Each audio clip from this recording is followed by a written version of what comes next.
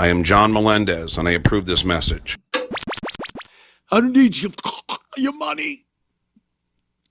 That was hilarious, watching Stuttering John come back, and then watching Shuli and who are these podcasts just replaying. I'm like, this is like the old day. John's back. He took like an 8-month, I think he said, vacation. And he came back. He's like, I'm going to do a political show. And then he did a political show. It was the most boring thing you'd ever want to. Just these stock liberal bullshit things. Tariffs. You don't even know what that is. And then, like, he's like, I'm not playing clips. I'm not talking about the Dabbleverse. 2 days later. And fucking Pocky and Pinky. And you are fuck you. He's just drunk yelling at the camera again. It's awesome. So anyway, I'm not really a Dabbleverse show, but when funny things happen, I gotta bring it up. Yeah, and there's 2 clips that I do want to play, and I know I'm poking the bear. I mean, I don't do it. That's what it's all about. Well, okay. WWE. No, not really. Well, no, because this guy is such a disgusting pile of pus. Oh, what is it? Clearwater Chad. I don't want you to be scared. Don't be scared. But here we go. Ah! Brindlefly. Oh my God. Sir Anthony Cumia.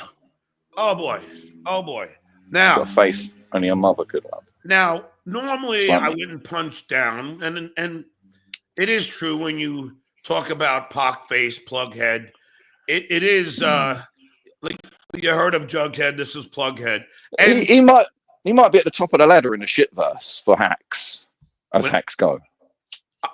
Well, I'm the top fucking. I'm the So you just called yourself a hack, bruh? Oh no, but I'm saying you're not even in that. You're not even in that envelope in my analogy. Come on. If you want to put yourself in there. No, I'm saying that I am the.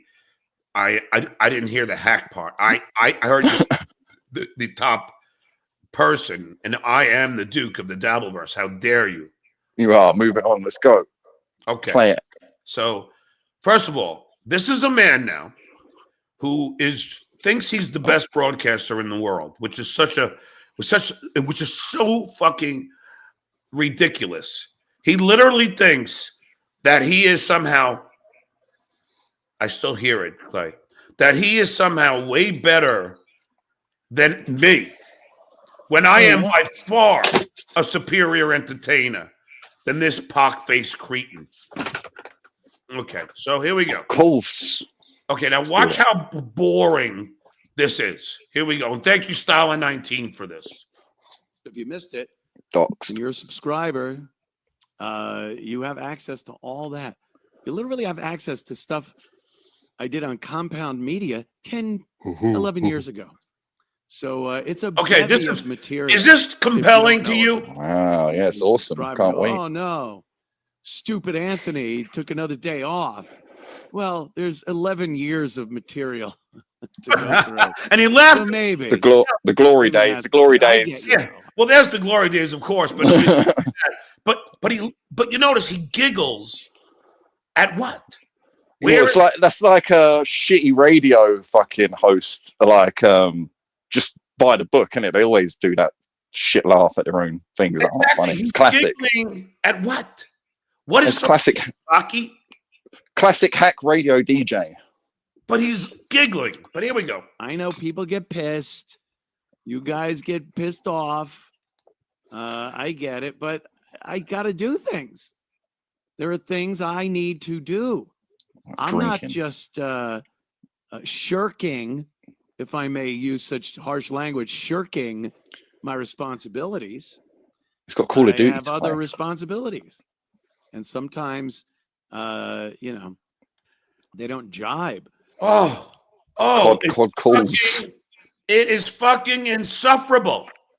It is insufferable. It's just a nothing. Like, he talks about grifting for super chats. I mean, how's that a show? You're just sitting there chatting bollocks. It is boring for this weekend. Exactly. Get to the John shit. Come Yes. on, the John I'm 10. just trying it to me. It doesn't happen until like the end. All right, this feels almost Oh, illegal look. to know, but our windows So were now so you're back. old You're going to and just upgrade desperately shit. needed to be replaced. Hold on. Like, you're going to get rid of. Let me make abso-fuck sure here. Hold on. Chrissy Mayer. Here we go. Really fun Preparation. people going to this. And Gino. Okay. Baldessano's going, and I think I don't care. and come back Saturday I don't care. from You could have done this before the show What started. next are you gonna do, Pocky? What's next? Are you gonna tell us? What? Please tell us. What are you gonna tell us? When you're gonna go to fucking get your fucking liver checked? You fucking loser. Okay, it's prostate checked, you mean? is happening. It's a charity event. They do it every year. I don't get on with it. Holds a very high position in this country. That's all I'm going to say. And I was told not to miss this. Do you get prostate by exams, my John? boss? So What? This is then I gotta bullshit. come Who back. cares? Yes, only when I get my colonoscopy. Hold on. I love watching him take his little dainty sip that he learned from a certain person. Me. Just do it. back another 2.5 hour drive back on Saturday. Then there's no flights. Oh, Jesus. Get the fuck on. Get to the Duke. We're even close to Villaroma. So I got to fly into LaGuardia. So I got to go drive back to LaGuardia. Who gives a fuck? You're watching it. Skip it. From there, I'm going to be like 10 hours on the road. Oh, a multi-millionaire. Are we supposed to feel bad for the multi-millionaire who's got to be on the road for 10 fucking hours? Are we supposed to feel bad for that? Hey, Pucky, I drove from California to New York. Then I drove from New York to Florida. What? Did you hear me wanking? Did you hear me whining? No, you heard me probably giving you the most entertaining content this Dabbleverse has ever seen. With the cats. Get the fucking cats. Shitting and meowing the whole time. So you think you're mad? Very, very angry. But I'll be doing this show and everyone Big else's mad. show. I'll put it out there. You're going to see more of me and my nonsense next week Oy. than you would if I did my hour Snooze and a half fest. here on Wednesday and Thursday Snooze fest. instead. So don't get too He thinks he's he really thinks he's a real broadcaster. It's amazing. pissed. If Rob Soul was here this now, is he'd be like doing his Logan. Uncle Anthony impression. Clay's, he's coming up to me now. Hold on. John's Okay. back. Okay. Took like an 8-month, I think he said, Oh, yeah. vacation. And he came Hiatus. back. He's like, Okay. Clay, God damn it. It's one word. Just shut the fuck up. Okay, go. Be quiet. John's back. He took like an 8-month, I think he said, vacation. And he came back. He's like, I'm going to do a political show. And then he did a political show. It was the most boring thing you'd ever want. The most boring thing. Okay, we do a show addressing real issues, not a POC news show like you do. And I mean, this guy, who does this guy think he is? Peter Special. File Jennings? Funny. Just these stock liberal bullshit things. Oh, okay. As opposed to your stock Proud Boy bullshit? Right wing. Tariffs. You don't even know what that is. Oh, really? Okay, Pocky. I'm the college grad. Yeah, I don't know what that is, you fucking loser. And you're in my chat you watch every fucking show. And then, like, he's like, I'm not playing clips. I'm not talking about the Dabbleverse. Yeah, like I stutter that much. Nice try, Pocky. Jesus. Swing and miss. Unfucking believable. This guy. Fucking. It's unbelievable. Bill O.C. Kiley.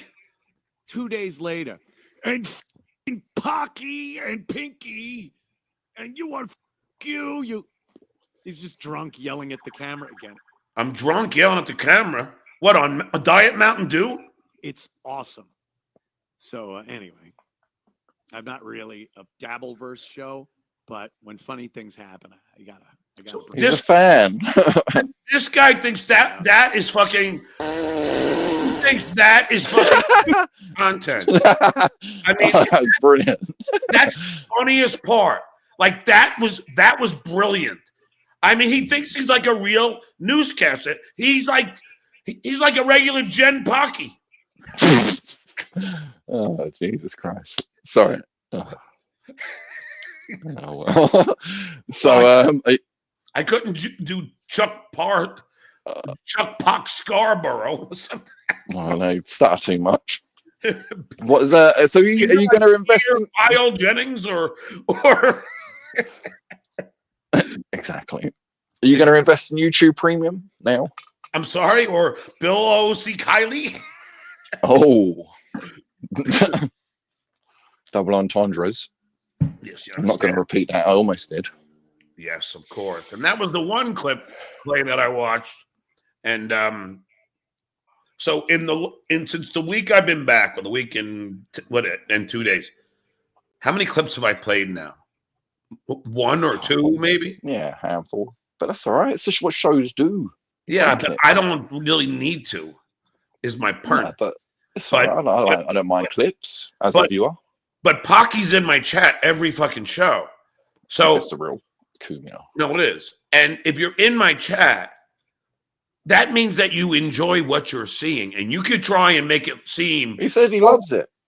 Okay. You could try and make it seem that you're just watching because it's a fucking train wreck. No. You're watching because it's entertaining. You're just disguising it because you don't want people to think you like me. But you know that I'm entertaining. Why else would if you didn't think I was entertaining, Pocky, why did you have me on your show 10 times? One time we did 2 separate shows at your compound. If I was so boring, then why? I'll wait. Why have me on 10 times? I'll wait.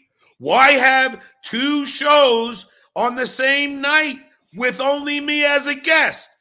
I'll wait. Thank you. Thank you. You're welcome. I'd like to see all the 10. I've seen a couple when View and Artie Lang and stuff. That was pretty good. No, I used to go on just me and Pocky, and just fucking choose shit. But then he turned on me because when heroin-induced Artie Lang decided to just goof on me, then he had to follow a lead. And then, and then he became friends with all the people that like to hate on me. Blind Mike 143, thanks for the $5. Never heard Ant say he was the best broadcaster, but does have a job in radio still while you're getting paid to show what's in your fridge. Listen to me. Come here, Blind Mike. Thank you. You just hit a blind man. If you think, will you stop with your fucking fidgeting? Rustling. If you think that doing 2 hours on a Sunday night on AM radio is a job in radio, then you're hopeless. Thank you.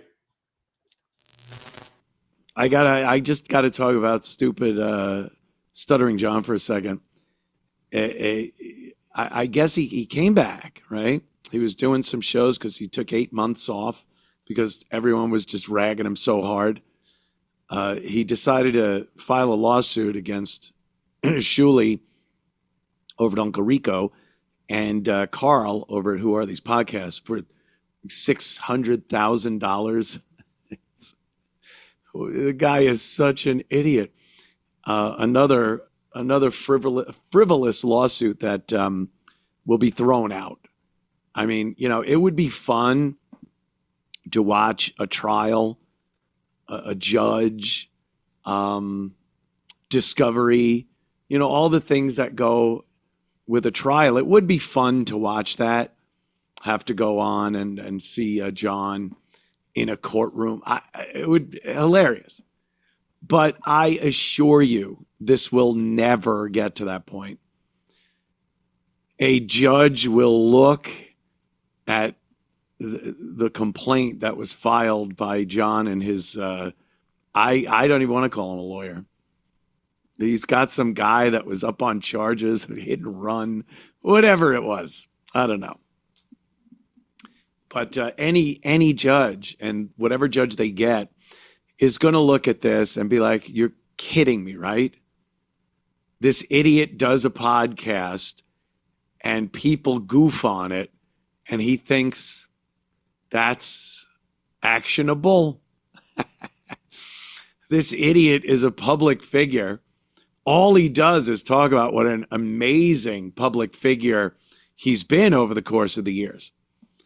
And as we all know, a public figure has a much harder time getting a case together when they feel they've been wronged, either slander, libel. There's a much more stringent criteria put on a public figure. You have to really fit into certain categories and what you did and what your intent was in order for a celebrity to file a legitimate complaint against you for slander, libel. Also, the lawsuit, I think it deals with using his name and image to sell tickets or to sell a promotion for live events that Who Are These Podcasts and Uncle Rico have done. I went to a couple of these. They're great. Had so much fun. But John's saying that they used his voice and image to promote these shows that were about him. It's totally not in the same category as people that, you put up a sign and say, the home, this, come on in, buy a drink, the home of John Melendez. John Melendez appearing tonight. Any of those promotions like that, of course, it's not going to be there. But the thought that you can sue someone for saying, we're going to do a comedy show and we're going to play clips of this guy's show and we're going to goof on him and think that's actionable is batshit insane. The other part of it is the phone calls that Kate Meany recorded and gave or posted or gave, texted, direct messaged to people on Shuli's show and people on Who Are These Podcasts. And that was fair game. You want to sue someone, sue Kate Meany. She recorded you, and that would be ridiculous too. What you were saying on the tapes. So embarrassing. So fucking embarrassing. But, you want that in discovery, feel free. He also presented it like he knew he was being recorded and didn't care if he was being recorded. It didn't bother him. But now he's bothered. And then to have someone play it on a show, it's not your copywritten material. It's not trademarked. There's question as to whether Kate recorded it within the boundaries of the law. But even that law is nothing. We've all done the prank phone call thing on radio shows. And, it's more an FCC violation than anything else. And the fact that they played it on their show but didn't record it themselves, it completely clears them of any liability or any action that you could take in a court case. So John is just continuing his long and winding road of being a complete fucking idiot. He could possibly be the dumbest individual on podcasts, out and about on the town. We saw him get pulled over by a cop. That video is hilarious. Everything he does is stupid and wrong. So he was he was supposed to be done. I think the day before yesterday, Sunday, I think it was, whatever. He goes, yeah, my last show. And that was going to be it. But he came back today. I think he's using me as an excuse. I had to come back and goof on Pocky. Truth of the matter is, he made a few dollars. People give him $2 to look at him. Look at this fucking disaster area. Yeah, I was just talking to my cop friend. Do you know him? What? License, registration, and proof of fucking being a human. You douchebag. So he came back. The excuse was, he wanted to lambaste me a bit. But truth of the matter is, he got a little used to people sending him a couple of bucks. Most people send him $2 to rag on him, to make fun of him, make fun of his kids, make fun of the fact, he's a deadbeat dad. He's an absentee father. Everyone that has ever worked with this guy can't stand him. And, he came back because the money, a couple of dollars here and there. He's broke. I mean, we all know it. It's obvious. He's broke. He's very bitter. He's a nasty person. He's just not a nice guy. And that's why you don't have friends. He doesn't have any friends. He constantly bitches about loyalty. And, there's you don't just get loyalty. It's earned. It's mutual. And he doesn't even know what the word means. So it's interesting. He'll say things. He'll try to present himself in a certain light. But the absolute truth of the matter is, you don't have to be a psychologist. You don't have to be a sociologist. You could just look at him and what he says and how he says it, and look at the people that he had worked with, that he had professed to be friends with at some point in his life, and see how all those relationships ended up. And you'll see a catastrophe, just a devastating wake of damage whenever he gets into any type of relationship, whatever it is, with a girl, with a guy, with a friend, with a coworker, with colleagues. He's incapable of acting like a civil, nice human being. It's always just, what can I get out of someone? He's a user. He's always been a user. I've had him over my house years ago for poker games, and I saw him grubbing money off of Mike, the guy that drove him to the house. He had someone pick him up from his house, drive him to my house to play poker, and then grubbed money off the guy. Mike, by the way, now a great friend of mine. I will see Mike this week. Him and Mikey Cuffs are making the trip up to Villa Roma to join us, Chrissy Mayer and company, for the Content House this week. So that piece of shit, disloyal friend, Mike, he had to pick John up and drive him to my house and then pull money that I know, well, he's told me he never saw that money again.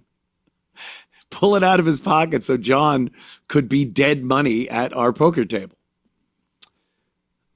Inappropriate comments to my girl. Inappropriate comments just in the room, around people. We're a bunch of fun guys. We goof on shit. We have a dark and irreverent sense of humor. But when the guy blurts shit out and you're just like, oh, God, that's John. He doesn't know how to act like a person. He's got to act like he wants people to perceive that he's a fun character of a guy, but he's not. So when he's in the room with a bunch of people, he turns out to be the joke in the room. And you'd think someone like that would be, I don't know, a little humble. You count your words a little bit. Let me feel the room. See what people are talking about, and then maybe inject myself into a conversation. Or incapable. He's got main character syndrome. He thinks he is the fucking center of the universe. He could do and say and act however he pleases, and everyone better play along, or he'll accuse you of stabbing him in the back. This is what he does. It's all he's ever done. He uses people. He got incredibly lucky with the Howard Stern show. And the things that they wrote for him to do were great, very funny. And that was 99% of it was going out, hassling celebrities with questions that Howard and Jackie and Fred wrote, and presenting those questions in a way where, like, stuttering and you don't care, and you're not thinking about consequence. Yeah, it's a funny character written by three very funny people. Once that was over, this guy had nothing else to give the people. He was hired by Jay Leno as a direct slight to Howard Stern. If Howard Stern had a rhododendron on his desk that he had nurtured from a seedling, and somehow Jay got his hands on it, it would have pissed Howard off, and Jay would have had that rhododendron on his desk knowing he pissed off Howard. Didn't matter. Rhododendron, stuttering idiot. It's the same fucking thing. And it's the only reason that John was on The Tonight Show. So when you think about it, from the time he left Stern, that was it for John. No one gave a fuck. No one cared. Whenever they faked wanting John for something, whenever they presented John with an opportunity, hey, we want you to be on the sitcom Wings, or want you to host this or do that, it was only because he was on the Howard Stern show. And Howard Stern was a juggernaut for selling tickets and advertising something. If Howard talked about it, people watched it, bought it, listened to it. And that's the only reason John got a record deal. You think Atlantic Records gave a shit about, I'll talk my way out of it. I'll talk my way out of it. There were, at the time, local bands that I would see out on Long Island at fucking, name it, Hammerheads, CBGBs, Cheers, the Mad Hatter of Stony Brook. There was so many rock clubs. And 99% of the bands playing at those clubs were better than John. But they were not on the Howard Stern show. For this guy to think he got a record deal based on his merits as a musician is just another in the long, long line of delusions this guy has bouncing around that empty fucking walnut of his. It's the only reason he was signed. We'll sign John. Howard will talk about it. John will talk about it on Howard's show. And we might make a few bucks. We'll put him out there. He'll open for a couple of bands. Hopefully Howard will talk about it. That's it. Guest star on Wings. You think the people at Wings didn't know that if Howard mentions, oh, John's going to be on Wings, that people might watch Wings? As Howard said. So this guy, and he's still just as delusional. He does these, I don't even know what to call it. It's not a podcast. I don't know what it is. It's like a mutation. It's like a podcast with teeth and hair and fingernails growing out of the head of it. Ever see those? And you're like, what is? It's not quite a person. That's what John does. And he's a grifter. He just, the word is thrown around a lot in the podcasting community. But unfortunately, there are grifters, for lack of a better term, I guess, because people are tuning in. I don't think they're giving money because they're being promised something. I think when people watch John's whatever it is, they know they're watching. They know that they're not going to get anything more than an idiot rambling, drunkenly rambling on camera with a microphone and some flunky yes man of the week that he's going to call a backstabbing asshole in a matter of 2 weeks next to him. That's it. And they send him money to goof on him. So it's even an ineffective grift. He's not even good at grifting. He's more a buffoonish clown that dances around, the village idiot that dances around with the bells and the curly shoes. So people throw money at him, but at the same time, they're also throwing Rotten Tomatoes at his face. And he's just like, I'll do that. And he's trying to pick the money up out of the rotten tomato seeds and rancid squash that has been pelting him. So he's more like that than a grifter. He's a fool, a buffoon. The term, lol cow, of course. But that's what he is. And he seems to think he's anything but that. That people that tune into his show want to hear some interesting John Melendez take on something. No, they don't.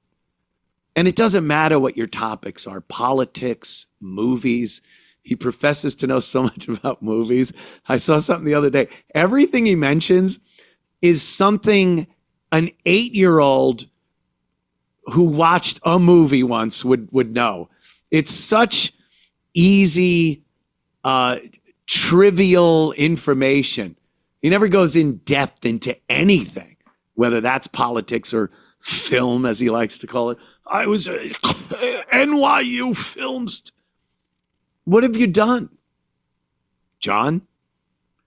He always talks about his graduating from NYU Film School. What have you done, John?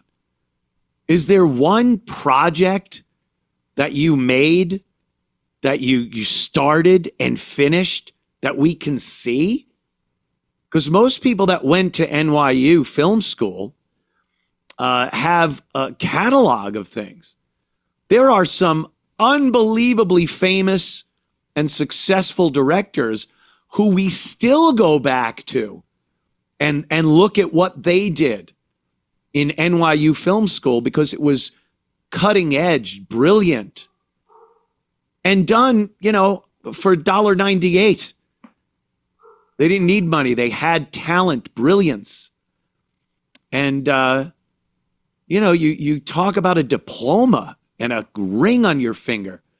But John, where are the goods? Where's one thing you did that anyone could look at and go, wow, there's a talented NYU student? You do nothing. You contribute nothing. You've never started and finished anything.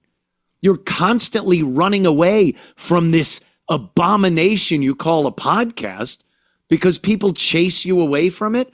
Then you make a few bucks, so you figure you'll hang in there until the truth that these various people and shows tell about you gets to be too much and you have to leave again. Yeah, there he is. Talk my way out of bed, will ya? Grandpa Al Lewis. Do you think Long Island musician John Melendez would get the likes of Grandpa Al Lewis or the other number of celebrities that were involved in his videos if he was not Gilbert Gottfried right there? Do you think Stuttering John Melendez, local Long Islander musician, would have been able to make a phone call and get Gilbert Gottfried to be on his video? The Kiss Midgets, this who no. It was because Howard Stern employed you. And he just can't get over that. And he tries to punch up his credits, like saying he was a writer. All these funny things that happened on the Stern show that were some of the spontaneous things, the things that were made funny because of people like Howard, Fred, Jackie, later Artie, and weren't written out. And he tries to claim credit for writing those moments. What? He tries to claim credit for being in the writers' meetings when it came time to write these questions that he was going to ask the celebrities. So the last thing they wanted was his input.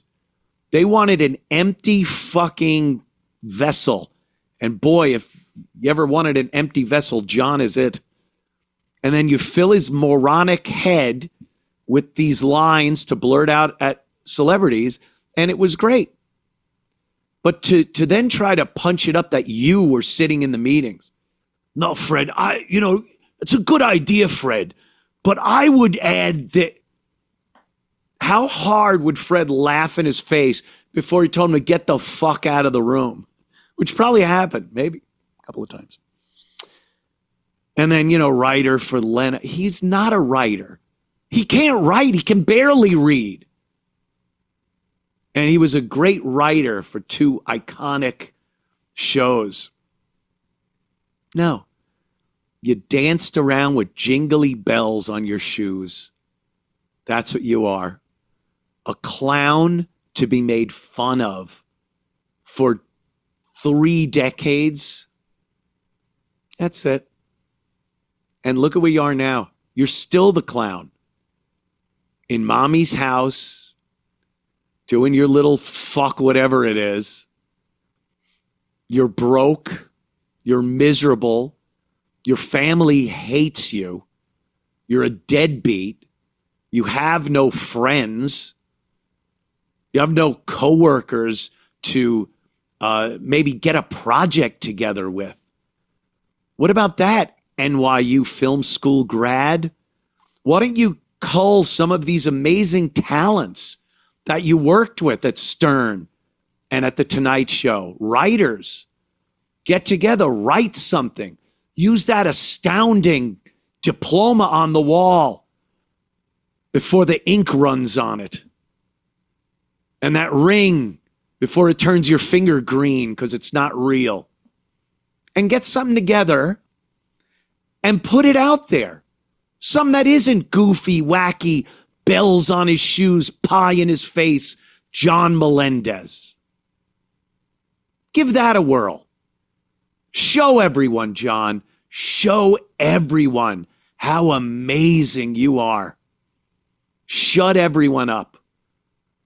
Going away for a few months, coming back drunk, and fat, drunk, and stupid is no way to go through life, son. Coming back drunk and still just blathering the same nonsense, you're not showing anyone. You're making everyone happy. Thank God he's back, and he's just as stupid as he ever was. If you took 8 months off and made some phone calls to your friends and former coworkers, people you sat and wrote amazing material with, amazing material you directed Quentin Tarantino, for God's sake. Why aren't you utilizing all those resources? Collaborating with these amazing people and shutting everyone the fuck up with a project that starts and finishes and is amazing. Where the fuck is it? Now who's being delusional? Me.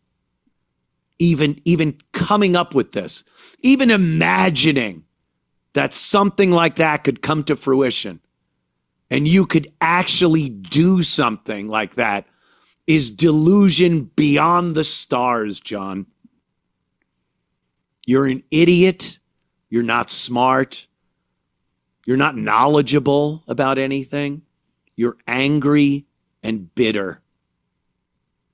And you have no one around you to help you, to collaborate with, to throw shit at the wall and see if it sticks, unless you're doing it literally in your own bathroom from the looks of some of the videos I've seen.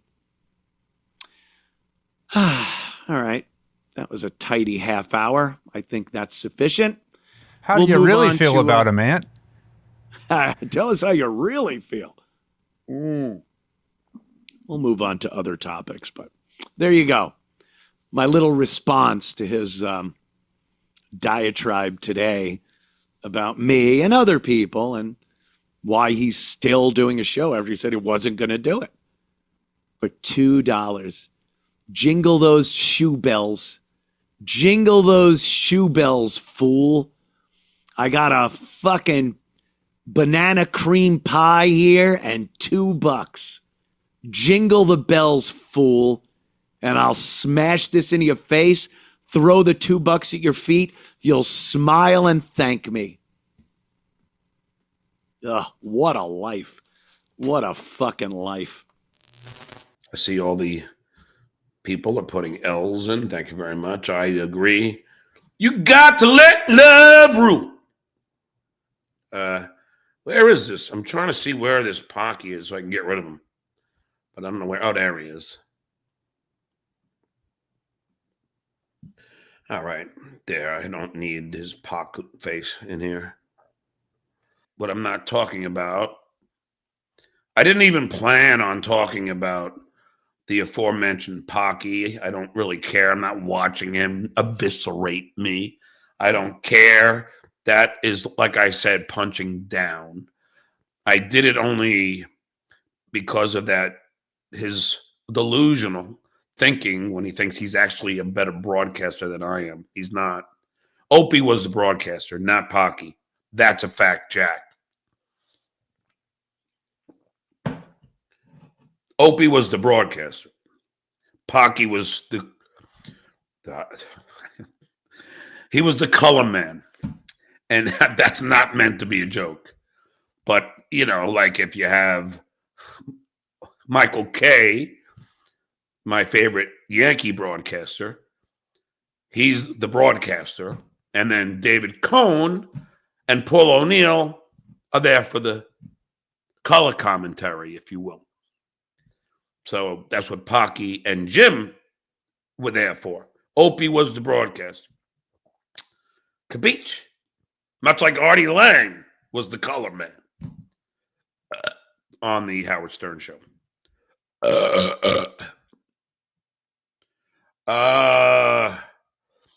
What not, Chaser?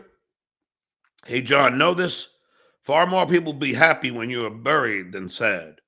That's okay, because I'll be buried. I wouldn't care. It wouldn't faze me, would it? Do you think I'm going to rise from the dead? I don't think so.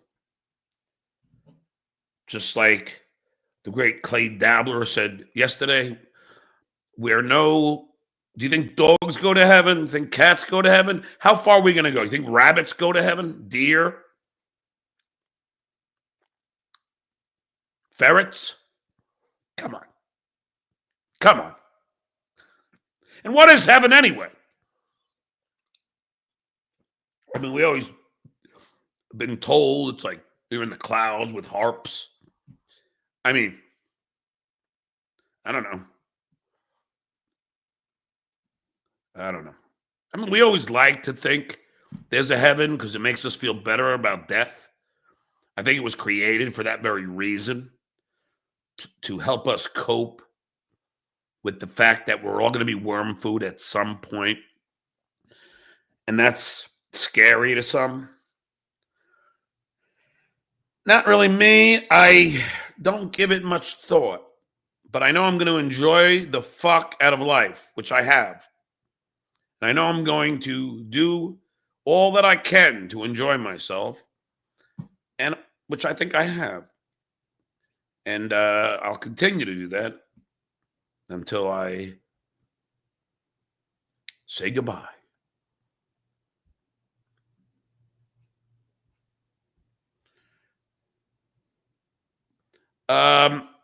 London calling. No, not really. I'm not going to pick up on anybody. Sorry. He needs my. That's the whole thing. I'm the Duke. I mean, everybody. It's the whole. I'm the sun that they all revolve around, and I know he will never admit this, but he is more interested in me than me in him. I mean, shit. He's in my chat. You know, like every show now. Then says, "Oh, well, I just like watching it because of Trainwreck." You know what? It goes to that great movie that Howard Stern put out that I, of course, was in the credits, where they said half the people love listening to Howard, and the other half listen because they want to see what he says next. And Pocky, even though he can't cope with that, he likes, even though he hate watches, he is compelled with the content. And that's a fact, Jack. That's why everybody snipes me. At the end of the day, when all this is said and done, which there it is. Fixation. All right, I'm sure this is goofing on me in some way. Who won Best Bond Girl? Had money on it. Barbara Bach, with Jane Seymour a close second.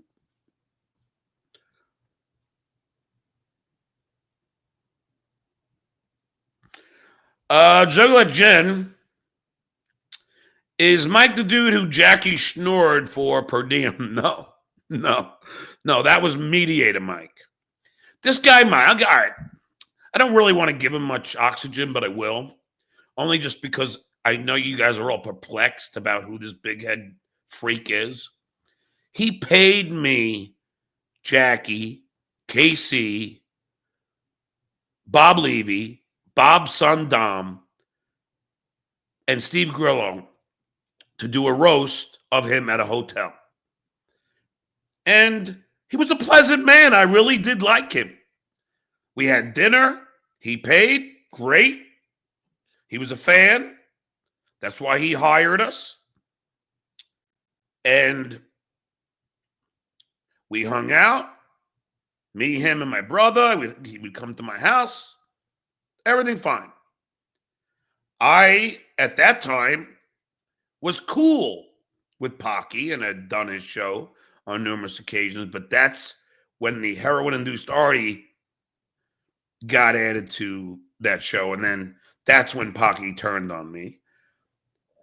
And when Pocky came to my stand-up show and then said there was nobody there because he came an hour and a half early, I made a joke that he looks like the girl that he was with. I mean, she was very young. I don't know how young. I'm not going to say. I'm not making any false allegation. But I will say that he was laughing the whole time. How do I know that? My brother was a big O&A fan. And he watched, because he liked Anthony, and watched Anthony laughing the whole time at my stand-up. Now, Pocky could lie and say that's not true. It is. So, then, when me and Polka Mike we were going to La Bussola in Glen Cove. It was me, my brother, and him, and we were driving, and we listened to, I guess, Artie and Anthony. And Anthony just rewrote history and just started saying how I sucked and all this and just started trashing me. And we all listened. And my brother was like, what a fucking asshole. He goes, John, he was laughing the whole time. And to say that I sucked, it was just like, what? And plus I had done a show 10 times. Like you'd think, you'd be, even if I did suck, at least be cool enough to just say it was fun. Say something ambiguous. But instead, he decided to just go nuts on me. And then we got back to my brother's house. And my brother was pissed. I was pissed. Oh, I'm leaving one crucial part out of the story. Mike was also a big fan of O&A. So I told him I play poker with Anthony. I forget if it was every Friday night or Saturday. I can't remember. He would know.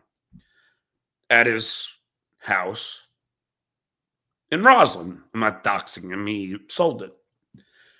Either way, I think it was Roslyn Heights, actually. Either way, I said, you know what? I'll bring you with me. And I think I forgot my wallet or something, but I had to, I had to ask him if he would go to the ATM because I don't know, either I forgot my wallet or I didn't have my car. I forget what it was. There was a reason I can't remember. Either way, so I introduced him and everything, and he loved to play cards, and I thought I would be the nice guy, as always. And then after Pocky decided to trash me with Artie, I said, well, I hope you're not going to go and play cards with him anymore, Mike. I mean, the guy is just obviously he's just betrayed me. And lied about me. And he told me, no. Okay, now this gets better. So what happens? I get a text from my friend in Long Island after their card night with a bunch of people playing cards. I think it was a couple of tables, maybe only one, so don't hold me to it. And there was Poker Mike. And my friend said, could you believe he calls him Aykroyd because he thinks he looks like Dan Aykroyd. He says, could you believe Aykroyd fucking stabs you in the back? I go, no, I can't. And that was it. That's all. I just couldn't believe it. No loyalty, not at all. Oh, no, and then I did text him. I go, really? You told me you wouldn't play cards with him. Come on, John. I don't want to. I love poker. I don't want to get involved in this childish nonsense. And then that's when I said what Pocky had done, not only with the stand-up, but I'm not going to get into it, but there was something more that Pocky decided to do that was really horrible. And I said, after that, really? It's not childish. That's really shitty what he's doing right now. He didn't care. He still played cards. And then when Pocky moved to his dump in South Carolina, that's when he decided, oh, I should be friends with John again. Vince, help me now reconcile with John. Ask him how much it would cost me. Because everybody knows I like money. I'm going to get to one thing. Because I know that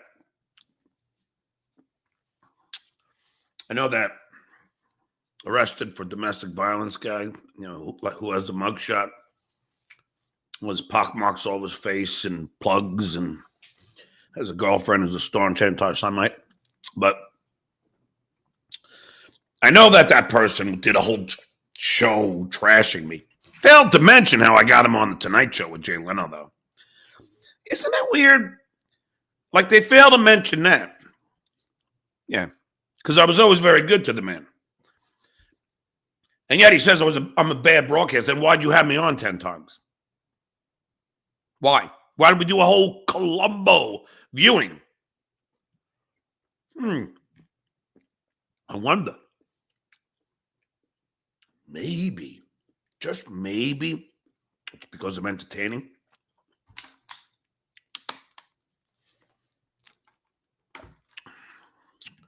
But one thing that he did say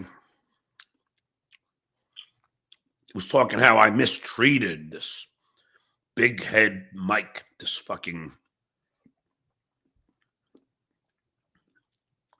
user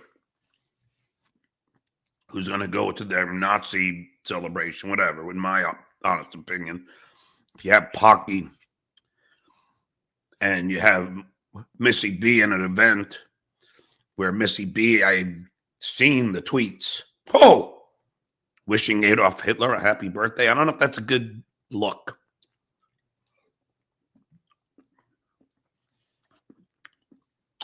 And that's just among the small things. But now that same Polka Mike is going to go there to trash me. Now, this is rich because I'm going to tell you and show you the evidence. I'm very big on evidence. But I'm going to show you the text from my good buddy Vince where Polka Mike was begging Vince to get me to reconcile with him. Oh, Mike truly misses your family. He truly misses you. Please. Oh, here comes the... I got try. I'm supposed to change this number. There we go. He truly misses you. He comes to Chilicon, but somehow he doesn't want to get back in my good graces. Okay. Nice try, Pocky. Skill! The Duke knows what happened. He knows what he did. I know that certain pock-faced fool is going to try and paint a picture that is incorrect and inaccurate. It's okay. That's only one of the times. If Vince gives me permission, I'll send the multiple times that Vince keeps asking me on Polka Mike's behalf, according to Vince. And Vince, last I checked, is a lawyer and was trying to negotiate a deal, a truce, between Polka Mike and me. Or as I call him, Moonhead, Gilligan, however you, anything. Either way, he's insignificant, but the point is, now that I denied his request to have a truce, what does he do? He goes back to plan B. Okay, then I'll just go to an event and trash you. And then after I do that, probably in a few months from now, I'll beg for your forgiveness once more. Seems to be the trend. I see Clearwater Chad in the chat. Please send link. Does he not remember the last time he came on the show? Rocky. Pocky's calling. Pick up the phone. I don't talk to racists. And in my opinion, he's a racist. Also in Sirius XM's opinion. Mr. Saw, you were hitting on Missy B. See, that's the allegation. Maybe, I mean, I can't remember. We would, when we would play cards at Pocky's compound, sometimes there will be women there. I do know that Danny was there. But I mean, I guess they're saying that I did, and I might have. I mean, she's not an ugly woman, but I don't recall it because I was probably 10 beers in by that point. So yeah, I don't, and I would never say she's unattractive. If I have, maybe it was out of anger. Don't look back in anger. I heard you say. Would you go to Pocky's grave? It might be there soon. No. Maybe I'd piss on it. Oh, look, Pocky actually super chatted me. Thanks for the $2. Thank you very much. I didn't see it.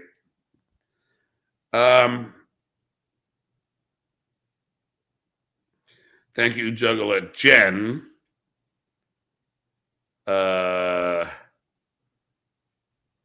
Jacob Shed.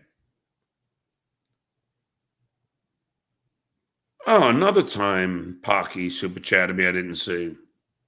Thank you, racist. Mr. Doodle. Oh, look who it is. Without fail. Is that still Pocky? Still trying to get my love? I didn't know where my phone was. Yes, of course. The children are alive and well. I got to start doing that to him when he broadcasts. Yeah, maybe I should. I don't know. I'm not that childish, though. It would be fun to do that, though. Not really. It's kind of amateurish, but then again, I mean, look how far he's fallen. But I digress. Just going to put some L's in here. For, of course, love. I was watching a little of Stuttering John before my show. I'm in the chat. It's VidJunk1, because he blocked me. He blocked me in his chat. I can't even chat. He's so brave. So I just tune in because, got to be honest. It is funny, but not funny for him. It's funny to laugh at him. We all know this. I don't think there's one person in the chat room that's actually watching him because they go, wow, this guy is comedically talented. He's a funny guy. He's just not. He's just not funny at all. His attempts at humor are these terrible, old, hacky jokes from the 80s. But he'll say shit he thinks he's sounding smart, or today he was actually saying he's going to pursue becoming a lawyer. The guy's an idiot. He's just an imbecile. There's no way. I'm going to take my LSATs and become a lawyer. No, you're not. First of all, he just never finishes anything he starts. Work is something to this guy that, any real, technically real job he's had, he's just been a failure at it. Teacher. He talks about being a teacher and how the students and parents of the students have talked to him about what an amazing teacher he watches these movies, I guess, like To Sir with Love in the 60s, or Dangerous Minds, and he thinks he's that influential, inspirational teacher. They said, you are the best teacher. If it wasn't for you, I wouldn't be. Do you remember a single substitute teacher you ever had? Maybe if it was a cute girl or something. One of the teacher's assistants, a college student. And the teacher's out one day and the teacher's assistant has to come in and she's, in her 20s and cute. But I don't even remember one of those. There's not a single substitute teacher that anybody thinks inspired them. They're just in and out. It's like a replacement in the nom that gets hit the first day. I was really buddying up to that guy. He really taught me a lot out here in country, in the bush. No, it's like, better you than me. But he insists on these fantasies and stories. And that's what's hilarious. The unintentional hilarity of the show. And then I post in the chat room. I'm like, I gotta go. I got my own show to do. I can't just sit here and watch this. He doesn't get it. He doesn't get that he is a joke. It'd be sad if he wasn't such a scumbag. Somebody with just such a lack of self-awareness. Self-awareness. I'm going to be a lawyer. You're 60. He's a 60-year-old man. I enjoy what I do. I'm not looking to do something else. He always says how he loves broadcasting and doing. I don't know what he's doing. It's far from broadcasting. But he talks about that, and then he's constantly talking about he's going to do something else. At 60, if you want to be a lawyer, you might be past your prime. You might be past that time to be sitting in a class with young people that want to be lawyers, that have to take the bar exam. And yeah, he actually made the joke, bar exam, I'll pass that, even though I don't pass many bars. The joke was first told in 1928 on a vaudeville stage, I believe. But he just talks about, he's going to be a lawyer at 60. In 60 years, I'll even give him 40 years. Let's say, but from birth till 20, no one really knows what they're doing. All right. So I'll give him 40 years. He's achieved nothing as far as making something of his own, of himself. He did Howard Stern's show. They wrote jokes for him. He had allegedly had a stutter. And that was, he was a glorified whack packer, a tool for the Stern show. Very entertaining. I'll never say that. I'll never say he wasn't that. But it was, the writing. And then it's just, you have the balls to go out and do it. Yeah.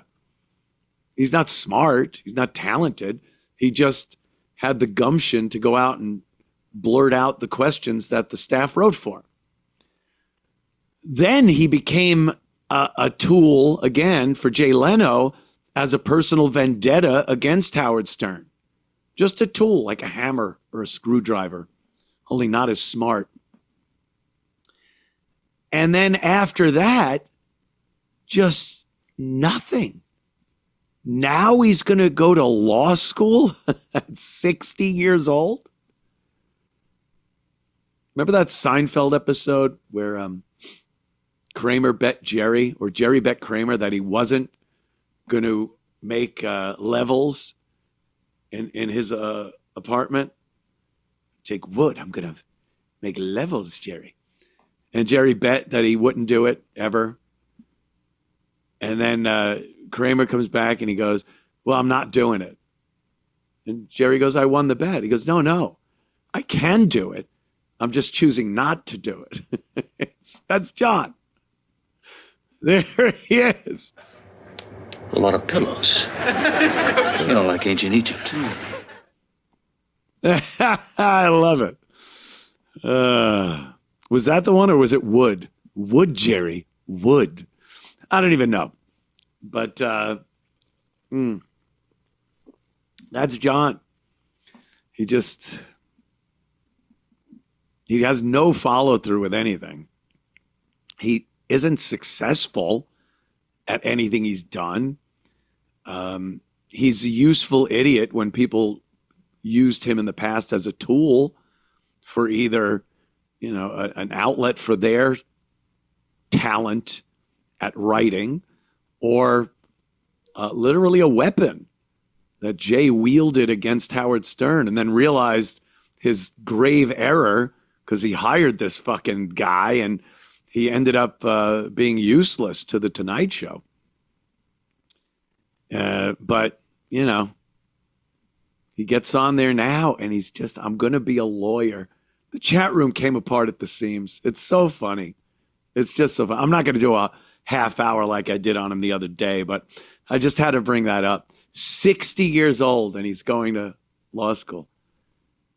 I had many, many dreams as a young man of things that I would have liked to have done. I was way too lazy and preoccupied with my own mind, and then weed, smoking some weed makes you a little lazy. There are a few things I wanted to do. I was interested in astronomy. I liked that. Science, maybe some aspect of that. If I had any courage back when I was a kid, if I wasn't a pissy-eyed little fruit, joining a branch of the military service for aviation, Air Force or the Navy or something. But I was petrified I couldn't even go over a sleepover. I wanted to be home. So, there's just certain things you don't. But now that I'm 60, I'm not going to pursue those dreams and aspirations. There it is. I want to be a Navy SEAL. Let me get out in the cold ocean with big fucking trees over my shoulder with the rest of the 19 and 20-year-olds. But John's going to be a lawyer. Oh, is he an idiot? He's a buffoon. And, thank God. Thank God. I really, when I see his feed pop up, I'm not one of these people that go, oh, I don't watch him. When I see the feed pop up, I'm sitting here, I'm trying to find show prep, and his feed pops up for YouTube. I'm like, oh, I gotta. You got me. John, I'm a P1. I'm a P1 viewer. And you're a fucking buffoon. So fun. All right. Pocky is invested in me. It's amazing.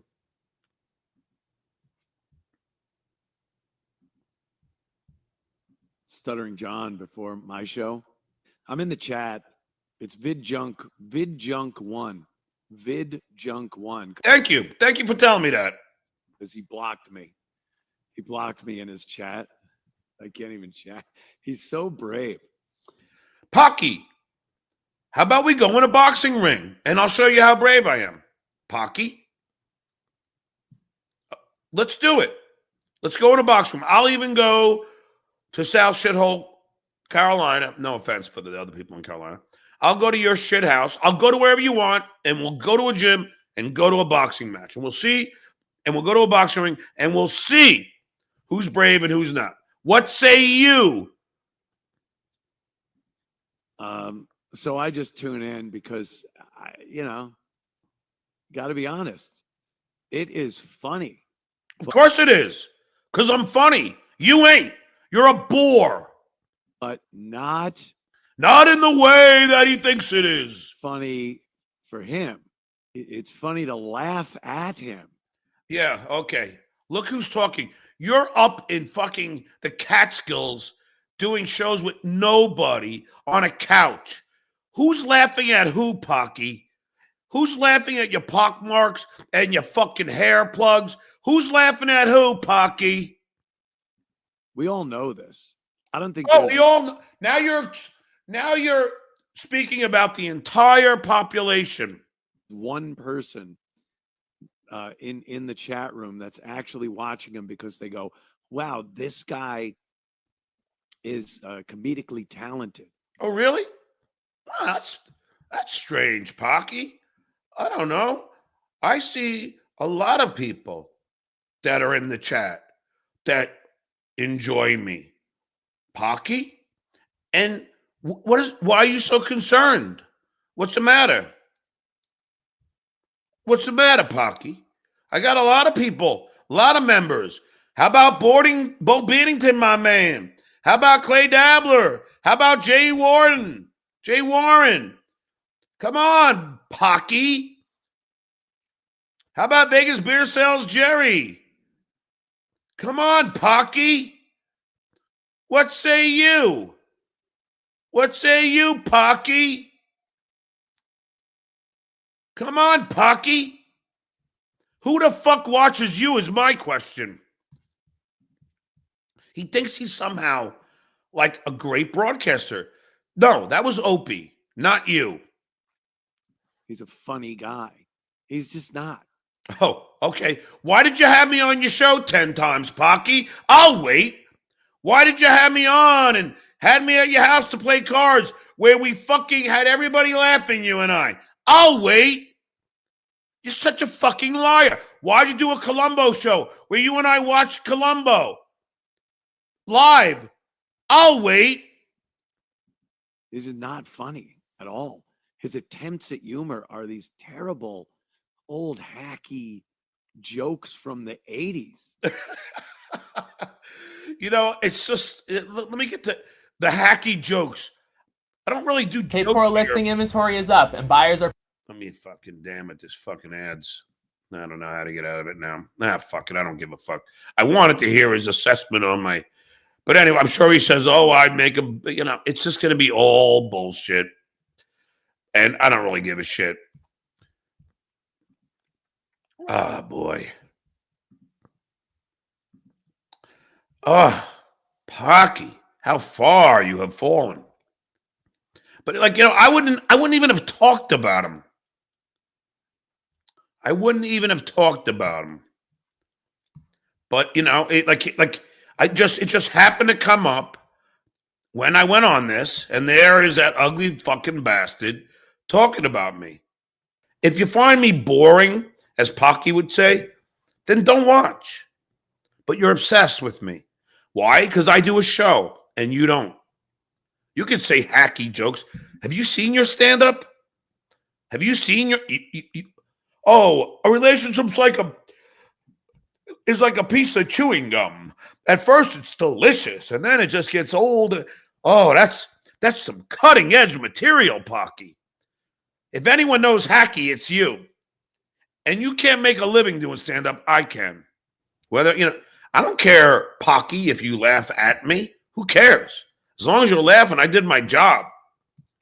I don't care if you're laughing with me, at me. As long as you're entertained, I did my job.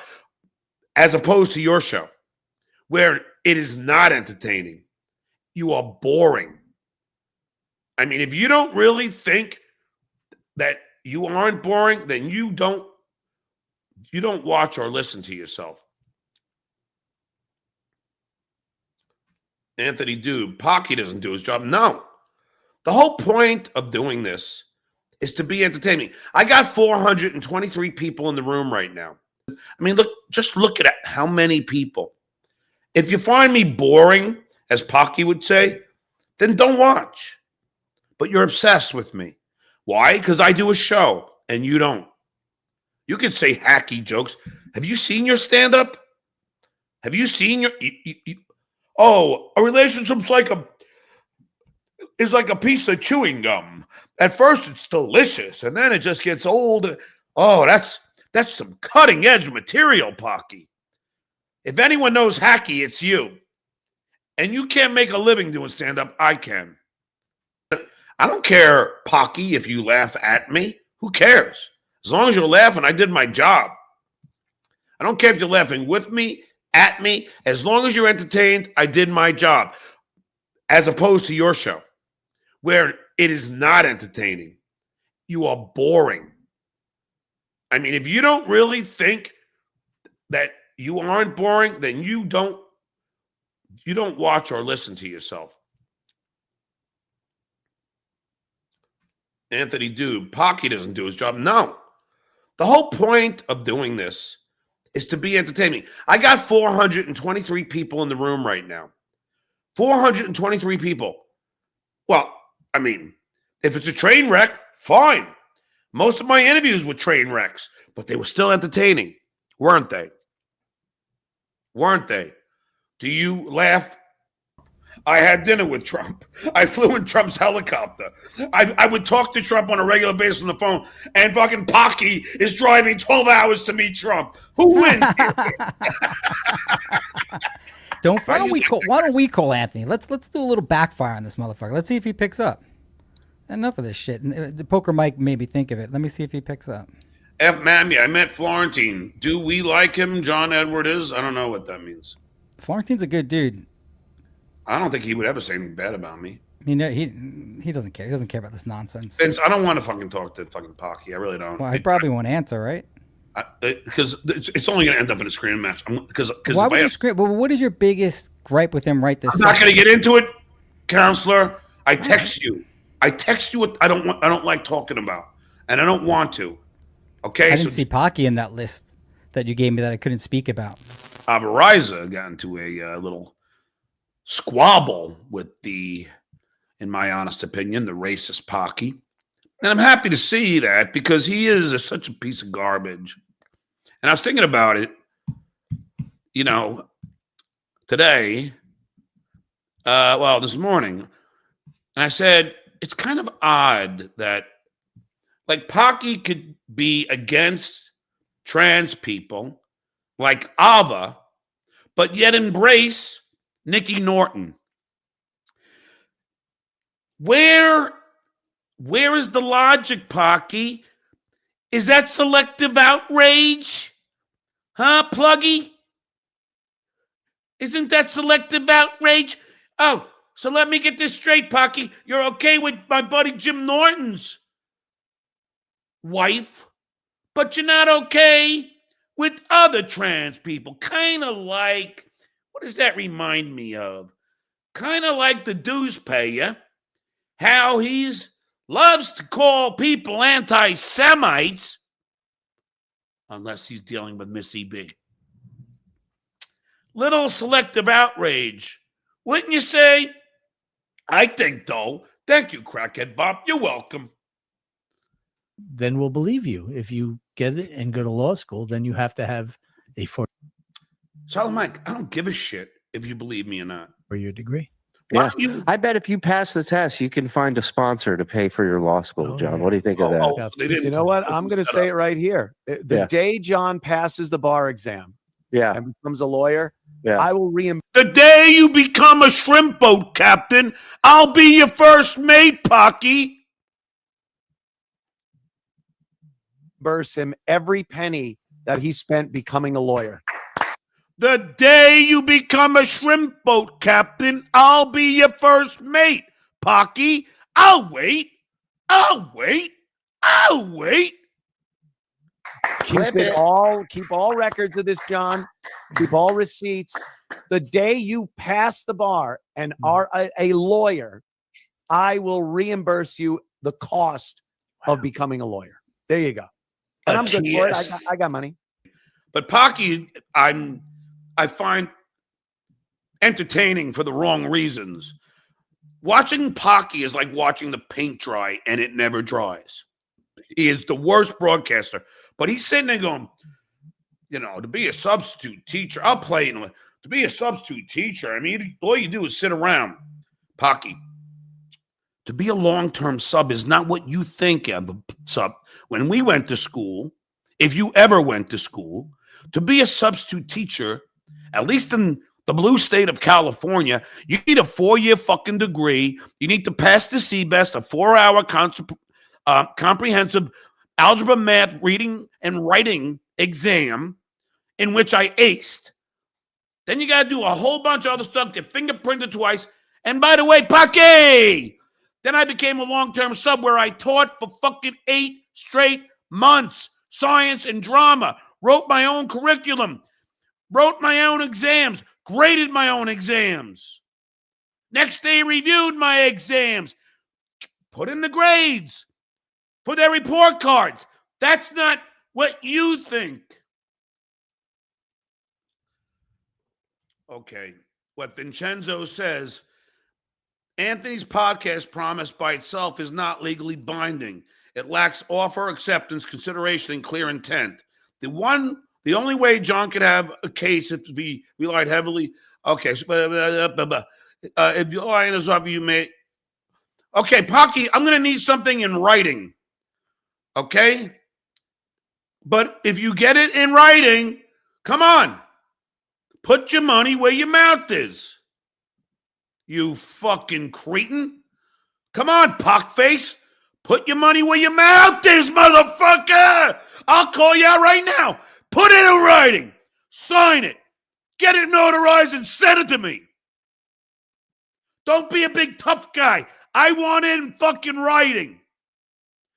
Don't worry, I'll put it on my wall as I keep on taping the receipts.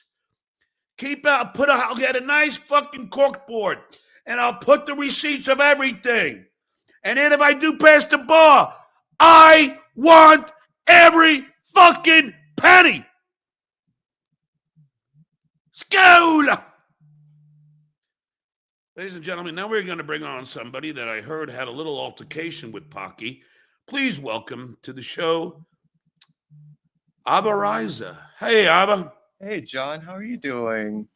I just happened to hear this. A little birdie told me that you guys had some thing happen. Can you explain it to me? I got really annoyed with him piling on you, and then he took a couple shots at me because they were covering my appearance on your show. And then Shuli lied about and sending me a link or something to come on. And so I just so I was like, send me the link, and then Shuli kept dodging it because he always tries to protect Pocky, but then I wouldn't drop it, and so. All right, I'll say that again. I just muted the ads out. Can you say it again, please? Oh, I just said that I got annoyed with Pocky. He was talking shit about both of us, so I forced myself onto the show and then called him out for being a Chester pedo and a hack. Don't you find it hypocritical that he embraces Nikki Norton, Jim Norton's wife, but somehow trashes you? Yeah, I mean, he's just making That's the ultimate hypocrisy, and I stress pock. Yeah, I mean, I doubt Jimmy believes he's being sincere. He's very hateful. Yes, he is. He's a hateful, racist piece of shit. And Vincenzo just says, yes, great call. Call that dork's bluff. You would have to pay him something nominal, $10, which happens to be the same price you smartly conveyed your house to your mom when I see you. Okay. So, yeah. Okay. So you have to pay him something nominal. So if I pay you $10, Pocky, I'll give you $10, but I want every fucking receipt. I want you to pay for law school. Did you hear what he said, Abby? He said, if I do pass the bar, he's going to pay for the whole fucking kabang. Yeah. Well, come on, Pocky. Put it in writing. Charge it. Come on, dopey. Come on, pluggy. John. Could you give me one of my hacky takes on anything, any political subject? Give me one. Oh, did she hurt your feelings, Pocky? Did she just say everything that's true and you can't handle it, you pock-faced pussy? John, before you play, so this is what's about to happen is an area of contention because he just focuses on wanting me to name one hacky political take.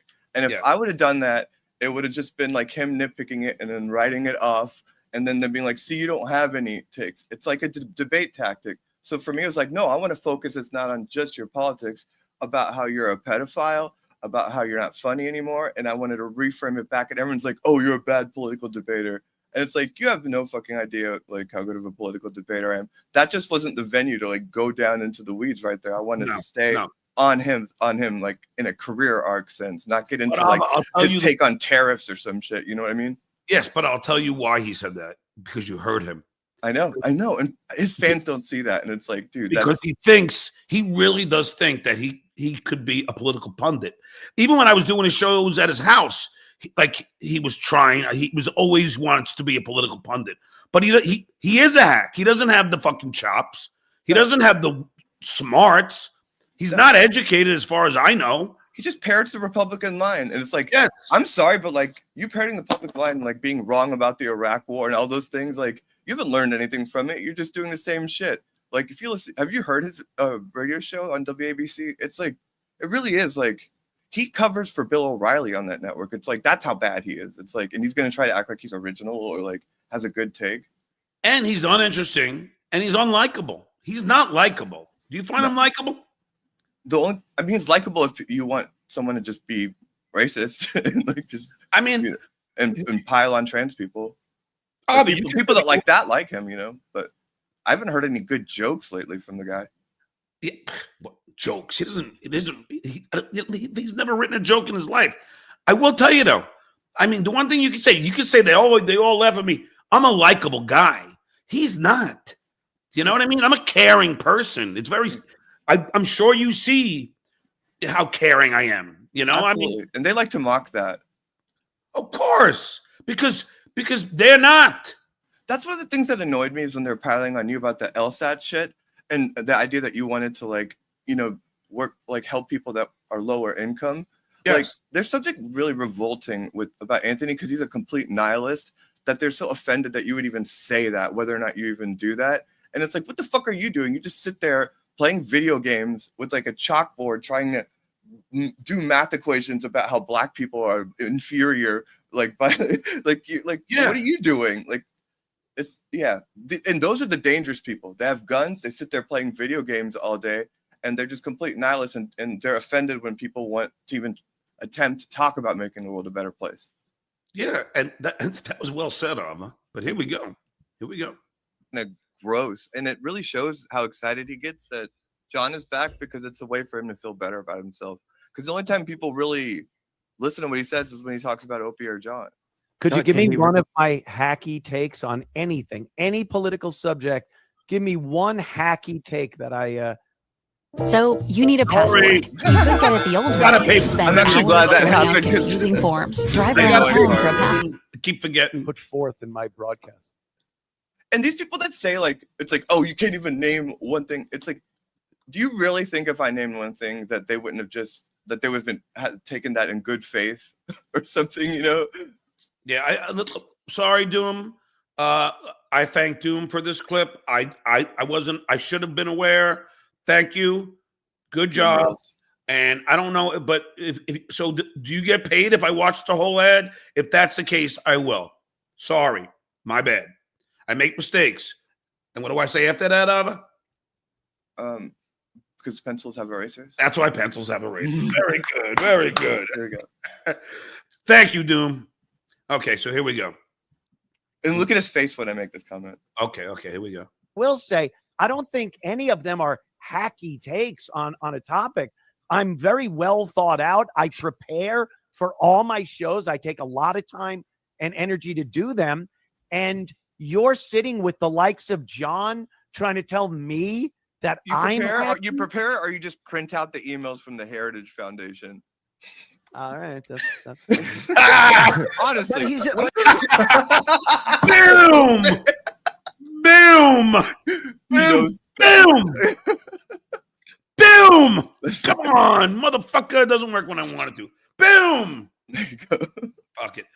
Oh yeah, you see how? Oh, you got him. I love it, Ava. Look at his face right there. He's like, "Fuck." Yeah, he really does. That's the golden moment. Oh wait, I gotta play that again. And energy to do them, and you're sitting with the likes of John trying to tell me that you prepare, or you just print out the emails from the Heritage Foundation?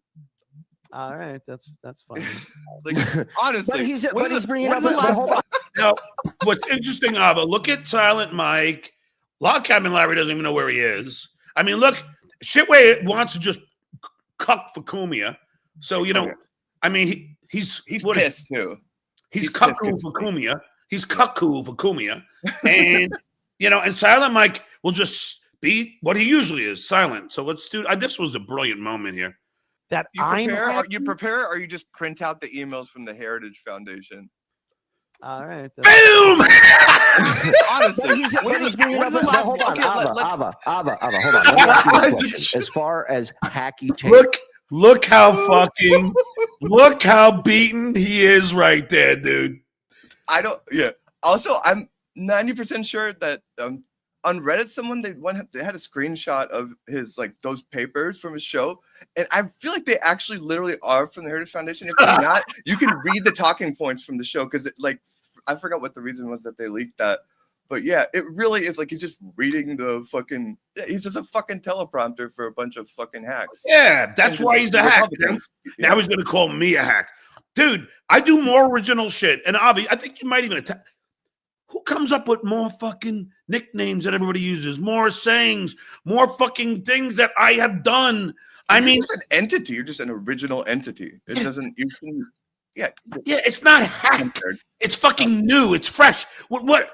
You know, I'm not sitting there like you talking about comparing chewing gum to fucking a relationship with a woman. That's hack, Jack. That's right.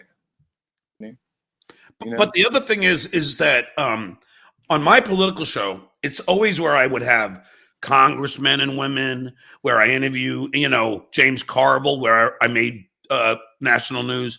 You know, I pranked Trump on my podcast, where I made global news. What has Pocky done? Where's the national news? Where's the global news on shit he did, shit, Waya? That's right. I mean, all Washington Republicans. At least the shit I do makes it to the news. That's right. I mean, I got picked up just the other day all over in Men's Journal and everything for a political take. At least I make the news. What the fuck? Where does Pocky make the news, shit? Where? He can't even make it to a live venue without the show getting canceled because people are like, fuck this guy. And I have which I don't support, by the way. What? I don't support. I feel like he should have not got fired for that, or his show shouldn't get canceled. But like Anthony, I think they should never have things canceled. But I do think that if the people say "fuck you," we don't want this, then that's the response you get, and people don't want that kind of racism. So that's you know, if SiriusXM is you're gonna start tweeting shit out where I believe don't quote me on it, where he's comparing black woman to a savage and all this shit. I mean, no, I think they don't want their advertisers to like see that and then pull out of advertising. Yeah. I was actually able to do what Stuttering John fantasizes about. Go down into a little lower valley of your career and actually come back up and do something that makes you relevant again.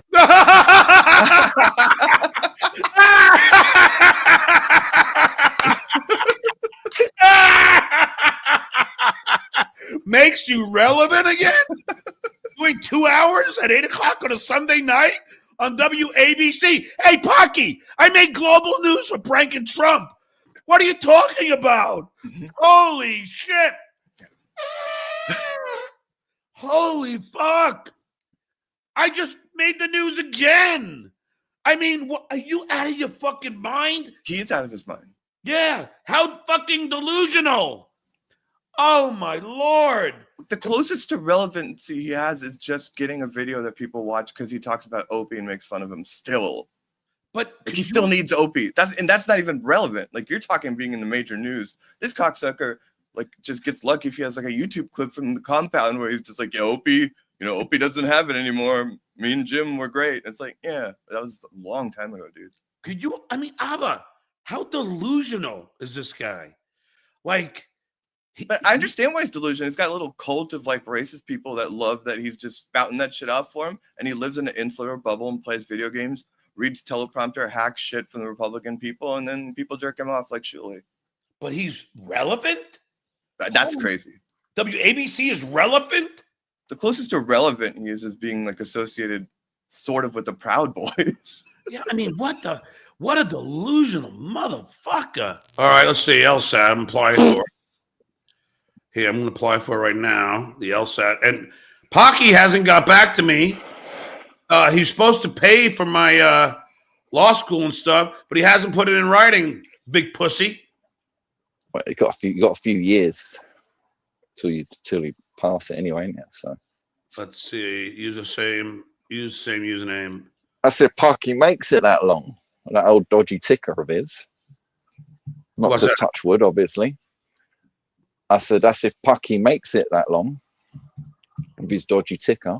And then I said, touch wood, because obviously I don't want to jinx the man. Oh, sign up. All right, I got to sign up to this thing. Username.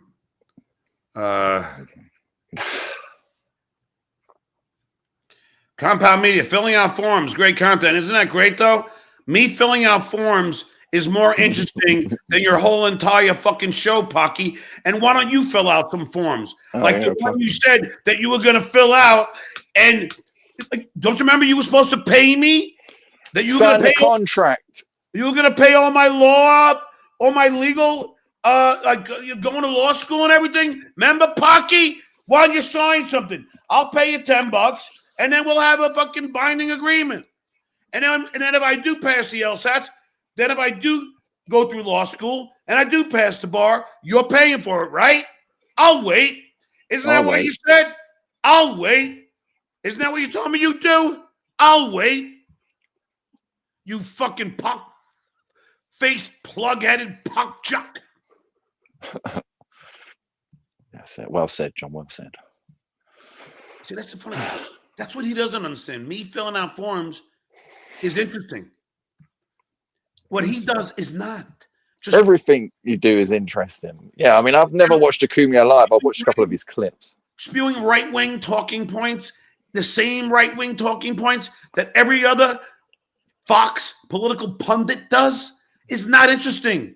Howard Stern used to fill out documents on the air. I learned from the best. You were Howard Stern light, you fucking freak. And by the way, you were early on in the tri-state area. Stop thinking you're some kind of Howard Stern-like individual. You're a hack. Thank you. It's a wannabe. Thank you. Compound Media, sign it. Sign it. Sign the fucking document, Pocky. Sign it. Sign it. Send me something in writing. I want it in writing. Send me that you will pay for all legal fees and the LSATs, the law school, and the bar. Put it in writing as soon as you can. You know my email. Somebody will give it to you. You know my phone number. You already text me on it. I'm sure you'll know somebody. You can email me. I want something signed. And if it has to be notarized, notarize. And I'll send you $10 because according to Vince, that's what I have to do to make sure it's a binding document. And I will. And then if I become a lawyer, pay me. Capiche?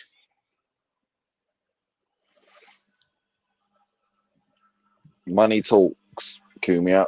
Money talks. Sign the papers. Yeah. How much would that cost, you reckon? What would the ballpark be? I'm 100% certain you'll be a lawyer, 100% lawyer. Dude, listen, I haven't made up my mind yet, but if I do, and if I can get my legal fees paid, my law, fucking whatever you call it, paid, my law school. Education fees. The whole thing, the fucking LSAT fees, the law school, the fucking bar exam, everything paid for. Then I want the fucking everything to be paid. But what do you reckon? What ballpark would you reckon that would be? Just a guess. I don't know. I haven't checked. Yeah, wouldn't rather a rough guess. No, talking tens of thousands. I would do the law school online though. Can't talk about. Look. See, I love this. Pocky is addicted to the show. This is appointment television to him. Pocky, I don't watch your shit. Like the show wasn't a halt already. Yeah. So you've been watching for 2 fucking hours. I'm sorry, an hour and 31 minutes. That's how addicted to my show you are. You put the dick into addicted. You are addicted to my show, Pocky. Boom. You love watching this train wreck, don't you? You love it. And guess what? You're paying me. I'm not paying you, dickhead. There's every good chance. All right, here he goes. Compound Media. I stand by it. I will pay for it. My word, unlike yours, is good. Oh, no, it ain't. I don't trust you. There's not even been a handshake. Hold on, Clay. Your word is good? You mean like texting me about how pissed you were about the shitware and the whole pedophilia scandal and all that? Were those words good? Should those words have been trusted? I'll wait. Should I trust those words, Pocky? I'll wait. Should I trust those words, Pluggy? I'll wait. Leopard never changes spots. Uncle Poxguard Ghoul, perfect timing. Thanks for the $2. Bring back Downsy. He's a legend. No, he brought the showdown. He brought it down with his smug, pompous, arrogant demeanor. And I don't appreciate it on this stream. I like to have love, peace, and harmony. I hope it's not me. Because Vince is usually pretty good on the show, but I just sat there quietly, waiting for him to talk. Nope. Banning. No, he's done. You blew it. I gave you a chance and you blew it. Maybe he's ready now. Compound Media. Your skin and hair ain't looking too good yourself, Johnny boy. Oh, holy shit. Dude, calling a kettle black. No, not even that. You are the elephant man next to me. Trust me. You are the epitome of disgusting. Don't ever think that you fucking ever are better looking than me. Fucking hell. Isn't that what you always say, Pucky? Isn't the left the woke people? Pucky! Pock and shock. Where are you, Pucky? And by the way, that pock-faced ghoul was supposed to sign a document that he's going to pay for my fucking LSATs, law school, and bar exam. Where is it, Pocky? Put your money where your pock is. Come on, man. I don't got all day. Hey, Pocky, you support this? Just curious. Just curious, Pocky. Oh, come on, Pocky.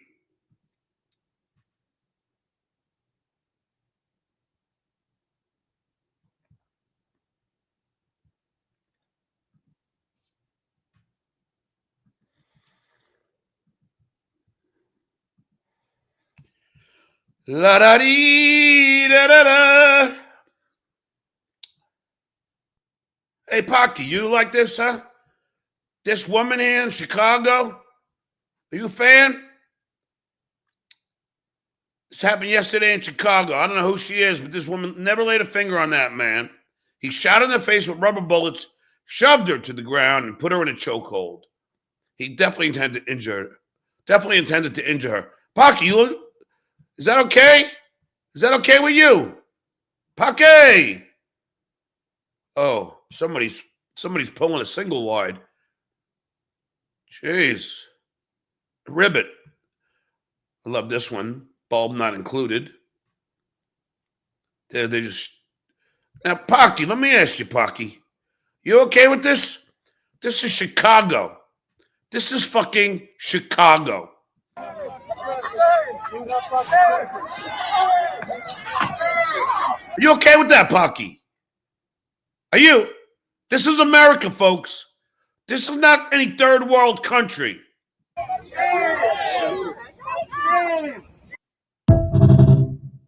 Pocky, you okay with that? I'll wait. Just throwing some leaves around. You can do anything, Pocky.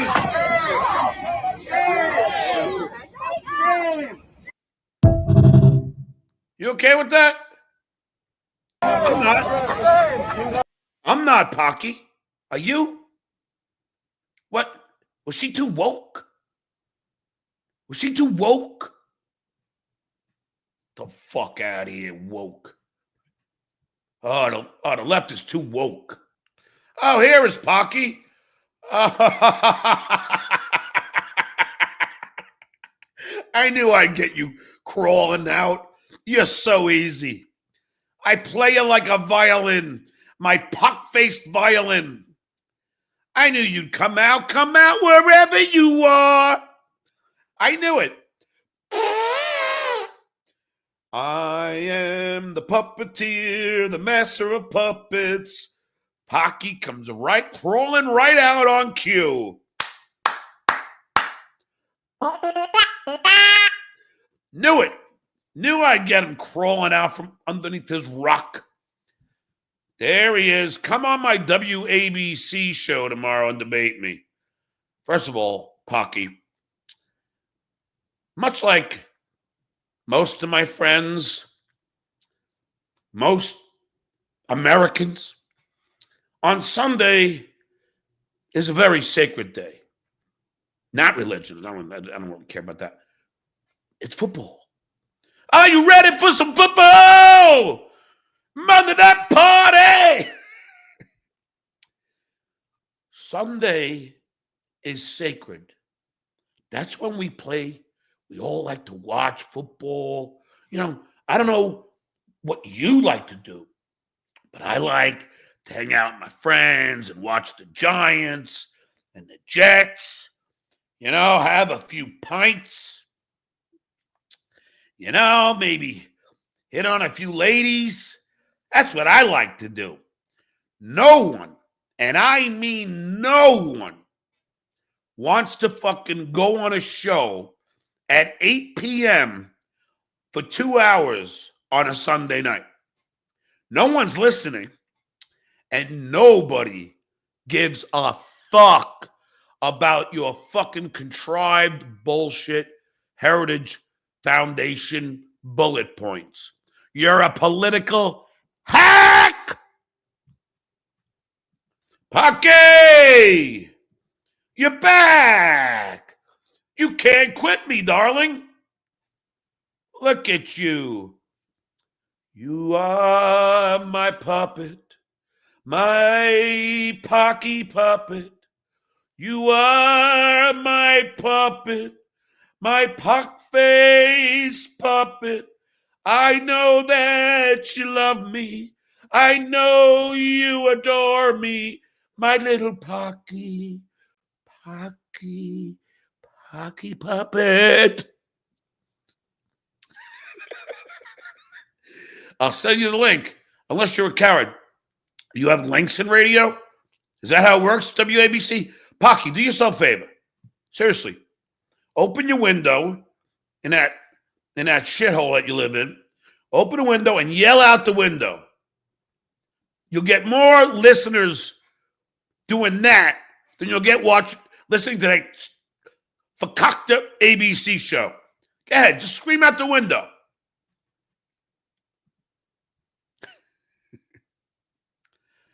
Ugly pot. Dude, I can't fucking ever. Ugly pot, scarred, ghoul. Thanks for the $2. You know, I with Sicilian part African self-loathing. Wow, is that true? Wow. Oh, Diablo sandwich. If you don't debate Cumia, you're a coward. If you don't tell me your real name, you're a coward.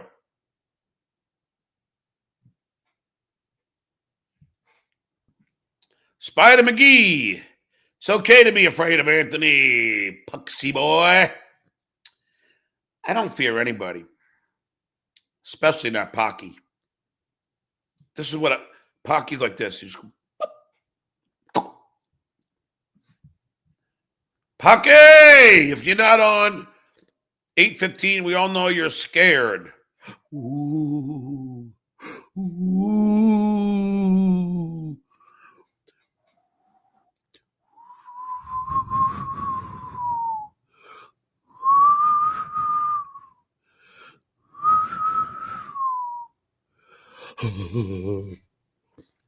He did the mesh, the Poxter match,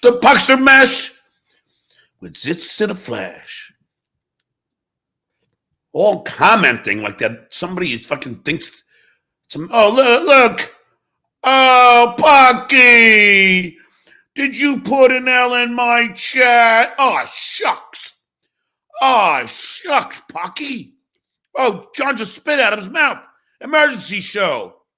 Ooh, I like when he puts together those packages. Holy shit. How low have you fallen, Pocky? Once the king of afternoon drive in the tri-state area. Now a hack, a political hack at that. And now you're typing L's in my chat. Who wins here, Pocky? I think I do. I'm not in your chat room. I wouldn't watch your show if you paid me. Mauser, I think this is a projection. Pookie lives rent-free in your mind. You so jelly, Dookie. Really? Am I in his chat room? Writing L's? Who's living in whose mind? That's how low, Pocky. Imagine that. Oh, Pocky. Begging for money on the internet over a syndicated show. Man, you really think that ABC show is something to be proud of? You really think that a man of my stature in the entertainment business would ever take a gig at 8 p.m. on a Sunday night for a few shekels? Never happened. I would never want it. Even if they offered it to me, I'd say, nah. Monik, thanks for the $5. We all know you would never meet Pocky one-on-one in the Valley of Men. Sure I would. I look forward to it. Trust me, I would look forward to it. I have a lot to say to him. A couple things would come to mind. Oh, I would hope I run into him one day. Oh, God. Hold on. Name, Father, name, Son, Holy Spirit. Dear God, please, one day, please let me run into Pocky. Yeah, you know. Pluggy. Yeah. Yeah, the racist. Yeah. One day, please. All right. Thank you. Your favorite son out. Father, Son, Whisper. Oh, look, Pocky's into my man. Skola. Oh, Pocky. Oh, you want me. You really want me. Look at Pocky. Could you believe this? He's in love with me. Hey, listen. I am a tough guy. Always have been. The proof's in the pudding. How about you? Spider McGee. Pocky makes $70K a year on that show. How's about you? I don't know. Make about 100 G a year doing this. I win again. And I don't have to leave my own house. And I don't have to fucking kill a Sunday and not watch football. Are you ready for some football? A Sunday night party!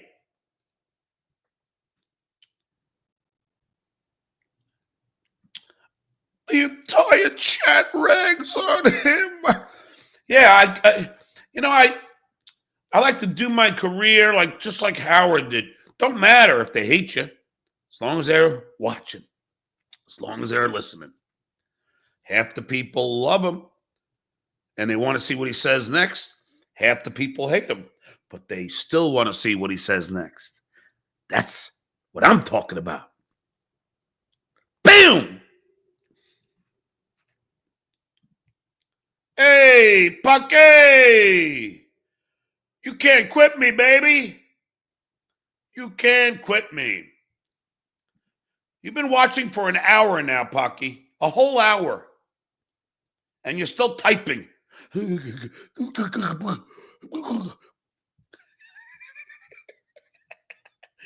You're so easy. So fucking easy. You are my Charlie Brown, Pocky.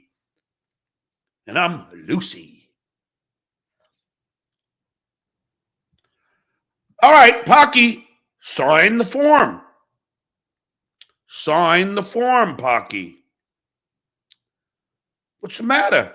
All you got to do is sign it, get it notarized. I'll give you $10. I'll mail you a check, $10, but you got to send me that form. It takes motivation and intelligence. Yeah, you mean like getting a degree at NYU? That kind of motivation? You have a college degree, Bucky? I'm asking for a friend. Or the motivation to get a real estate license. You have one, Bucky? I'm asking for a friend. Or acing the CBEST, a comprehensive 4-hour algebra, math, reading, and writing exam. Does that take motivation and intelligence? I'm asking for a friend.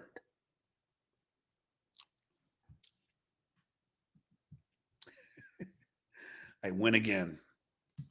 All this winning. Oh, Pocky, you can't quit me, baby.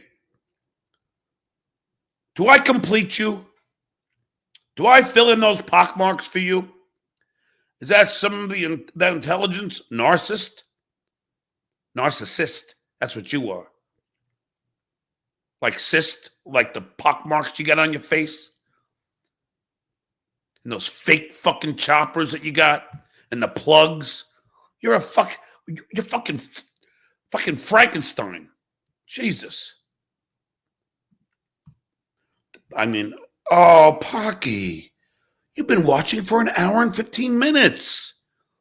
Man, isn't it nap time? Don't you got to get your binky? Pocky, at least I had glory days. What TV did you have? Oh, I know. I'm the one who got you on the Tonight Show. Remember that? Oh, you don't? Here, hold on. Here. Here's your buddy, Pocky. Pocky. Here's your buddy. Let me find this for you, Pocky. Here we go, Pocky.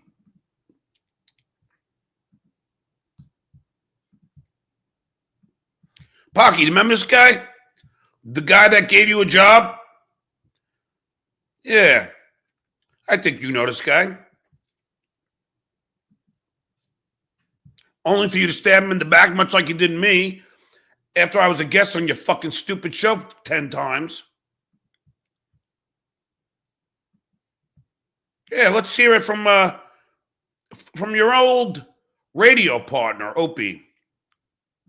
It's a green screen. He actually is roommates with Stuttering John in a roach-infested apartment. Okay, thank you, Ross. There's a weird thing going on out there. People are trying to connect me to Stuttering John, and it's just stupid. It's more people just trying way too hard. It's just really dumb. Haven't talked to him in a long time. The guy did my podcast. We had a decent podcast, and that's it. And I will always be thankful towards Stuttering John, if you want to know the truth. Because he was the one that was responsible for getting me and Anthony on Jay Leno. Jay Leno personally told me this. Jay Leno finally came in and did the radio show after Anthony left. He came in. It's one of the greatest hours of radio ever. I mean, in studio, I'm trying to remember everybody. I can't even remember everybody, but Jim Gaffigan was in there. Norton was in there. And Jay Leno shut everybody up. Even Jim Gaffigan barely spoke because Jay Leno was just holding court and just beating the shit out of everybody. And it was amazing radio. I just want to sell the show properly by saying I'm not a car guy either. Okay. But I watch because just how you put the whole thing together, you make it very, very interesting. Well, it's fun. It's fun. We have a good time, and I'm glad with it. So what do you guys like, makeup and hair? What do you do? You want to talk about product? You know what I like. And I thanked him for having us on his show back in the day. And he said, you really should be thanking Stuttering John. He turned me on to you guys. So I will always be grateful to Stuttering John. Thank you, Opie. Too bad your Pocky counterpart doesn't remember that. But that is the truth. That is the truth. And Jay, thank you for telling the truth, really. That's a fact, Jack. I am the one that got O&A on The Tonight Show with Jay Leno. Me, Pocky. Because guess what, Pocky? I was in the briefing every day, sitting next to Jay Leno. And next to Jay, on the other side, our executive producer, Debbie Vickers. And I got them to have you on. And what do you do as a thank you? Trash me every chance you get. That's the kind of fucking vermin you are. You're a piece of shit. That's the kind of thanks that I get from you. So fuck off. Give me one. Are you normal? Who am I fighting with? Pocky was never a friend. Do you forgive Mike for staying friends with Pocky? No. Nope. Motherfucker stabbed me right in the fucking back. I still have the fucking scar. He betrayed me. He betrayed my brother. He betrayed my family. Vagina Wrinkle 13. Why are you scared of Pocky? You'll cry and lose. I'm not scared. But I'm not going to kill a fucking beautiful Sunday. I got litter boxes to clean. I got the Yankees to watch. I guess real quick, I'll hit on the Dabbleverse thing. I don't know how I get dragged into this. I guess because I'm involved. I do Shuli's Uncle Rico, and then I do Who Are These Podcasts with Carl and company. And Stuttering John is just losing his mind, and it's hilarious to watch. And he doesn't understand that everyone that watches him is watching him because he's a blithering idiot. It's like the proverbial car wreck. You gotta look. So before the show, I'm watching that moron. I'm just like, I gotta watch this. He's self-destructing. And he's just so stupid. And he's got a complete lack of self-awareness. Complete lack of self-awareness. Hey, Pocky, what are you wearing? What kind of clothes do you wear? Oh, the Tony Two Shirts thing. Have you seen John on camera? Have you seen what he's wearing? He wears his own brand shirts. Shirts from things that he's done. No one really does that. And they're 30 years old, 20, 30 years old. Just like the last time he's done anything. And he's, obviously I'm completely crazy wearing a shirt over a t-shirt. Oh my God, it's nuts. But, what else are you going to talk about? What else? He's bragging about having 200 viewers on his show. I swear, if I ever got to the point where I only had 200 viewers on anything, on this, on my ABC show, on my YouTube channel, on X, I'd just hang it up at that point. You got to hang it up. 200 views on the internet is like no one. And the greatest part, those 200 people, 199 of them are sincerely goofing on him. They can't stand him, and they're joking and goofing on him, and he's reacting to it. And there's one rotating kiss ass every month or two. It changes because he stabbed me in the back. So now he's not a fan of that person anymore. It's entertaining. He sees me in the chat and he's like, "Oh, you just can't stop watching." Who am I to deny? Watching you come apart at the seams, John, is entertainment. Watching you mispronounce every other word, break into some of the worst renditions of songs with that horrible voice. I gotta say, there's something compelling about it, but not for the reasons you think. Here's a guy that's, always crowing about how talented he is and how successful he's been over the course of his life and how he still considers himself successful. What was the last thing he did? The Tonight Show? And when was that done? There's nothing. The guy has nothing going on except this little podcast that does 200 views, unless I'm in the chat, and then he could boost it up to like 400.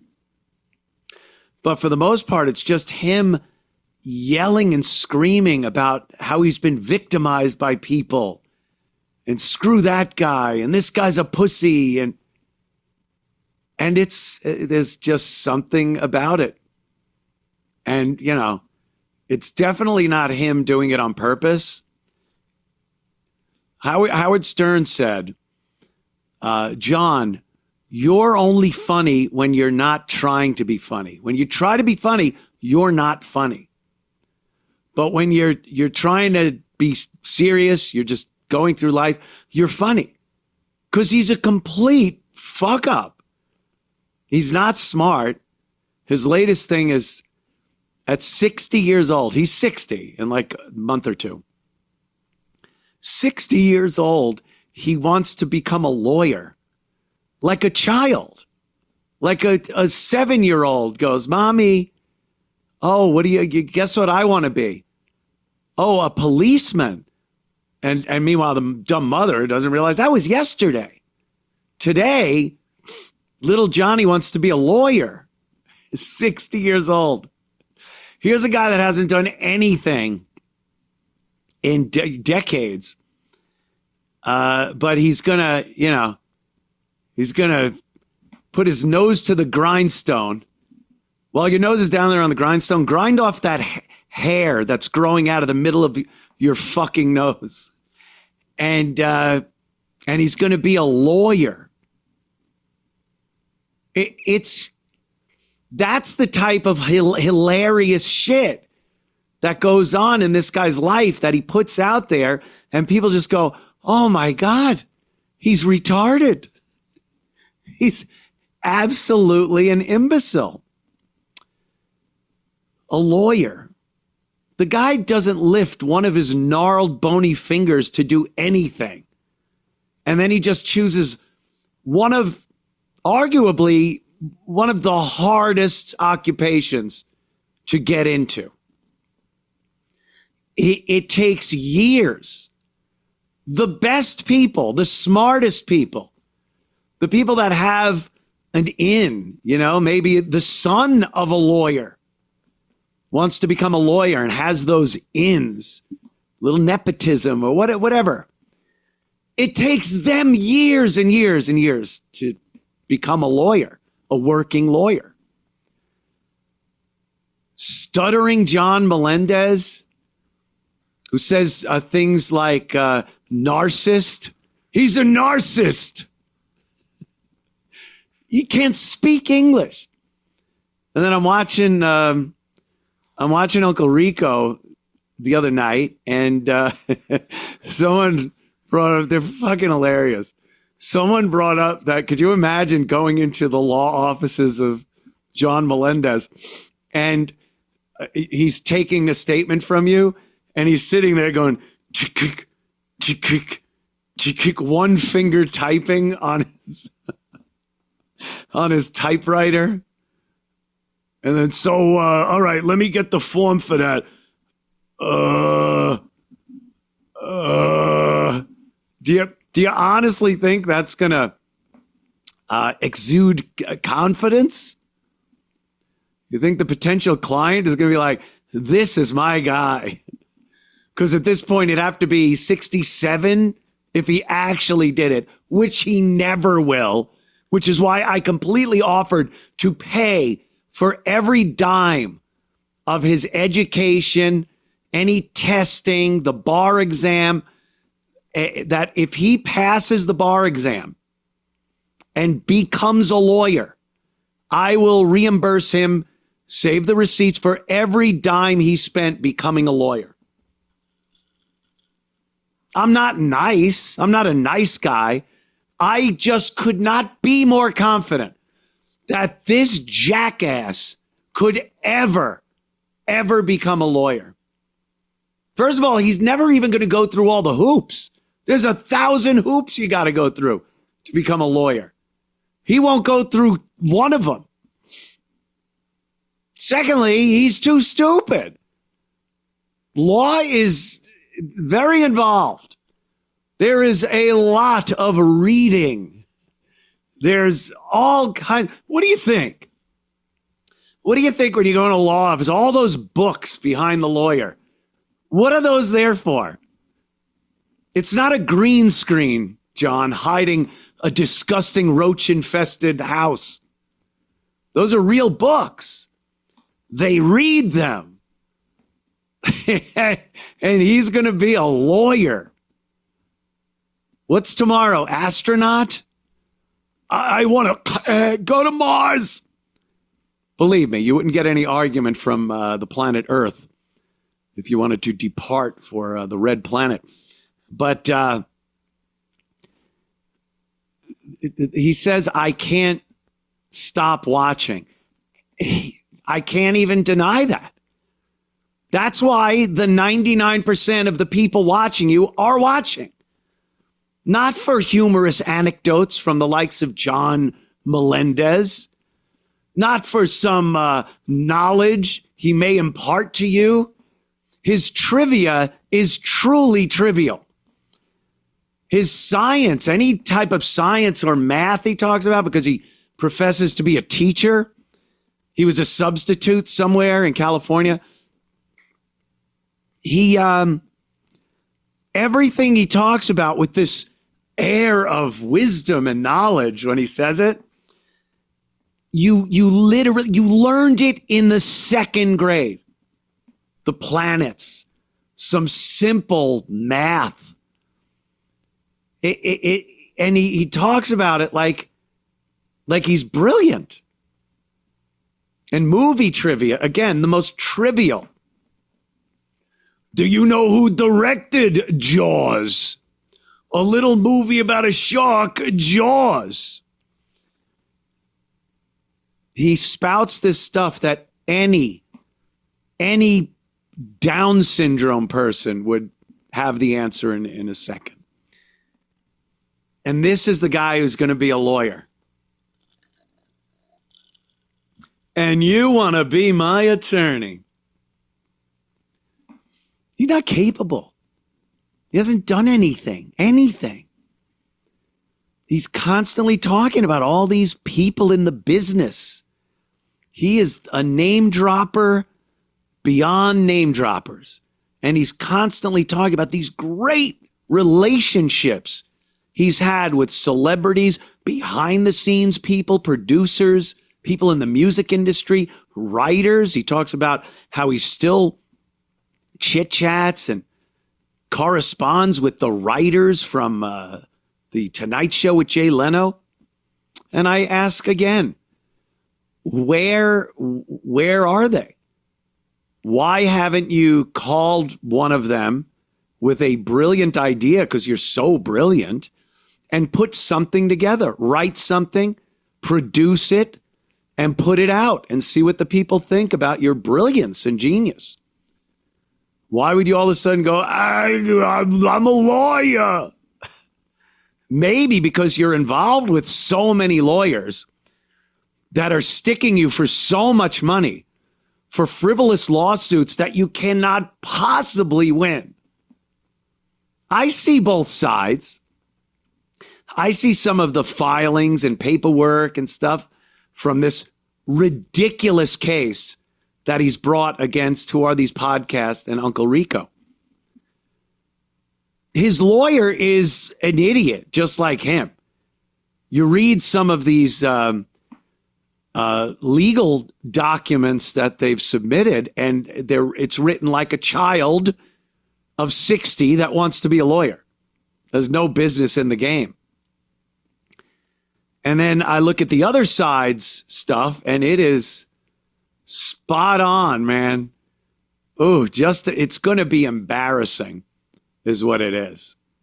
I can't imagine a judge looking at any of this and going, but John thinks he's going to get like hundreds of thousands of dollars from this. And I hear rumors all the time. But I hear he's asking people that he knows, I can't even say friends, to help him finance this. And if you give John $500, he promises to pay you back with like interest once he gets this huge settlement or wins the court case. He wants you to give him $500 betting on his case. Ooh, you want to be a sucker? What a sucker bet that would be. What a sucker. So that's this guy's life at 60, suing other podcasts because he's so devoid of talent. He doesn't have these friends and associates in show business in any capacity. He can't call them and collaborate to do something. He can't. They don't exist. So instead of doing that and using these scary talents that he's constantly talking about, instead of doing that for the past over 10 years, 15 years, he's decided to participate in these frivolous lawsuits against other people just trying to make some money with a funny podcast. Should I work? Should I be creative? Should I do something? No, I'll just sue people. He is pathetic in every sense of the word. In every sense of the word. He doesn't understand shows like this and the show I do on ABC radio on Sunday nights because it involves preparation. It involves research. It involves professional equipment. And it involves having the ability to convey an idea from your head, through your mouth, out to people's ears, and still be something coherent that people can understand. He'd rather just yell into a microphone about how he's the victim and everyone's out to get him. And that's what he does. And then if somebody snaps back at him or plays a clip of him or plays audio of an embarrassing phone call of him drooling and fawning over a girl that's recording him, he loses his mind and wants to sue. That's our John. That's our Stut Joe, our Stuttering John Melendez. And yes, John, I'll keep watching because there's just nothing. There's just no one that retarded on podcasting. You can't find it. And sitting in the chat and reading the chat and contributing to the entire room full of 200 people that are mocking you, goofing on you, ragging on you is a fun hour or two in the afternoon. Yeah. So you got that going for you, which is nice. Little film called Caddyshack. Bill Murray. You may have seen it.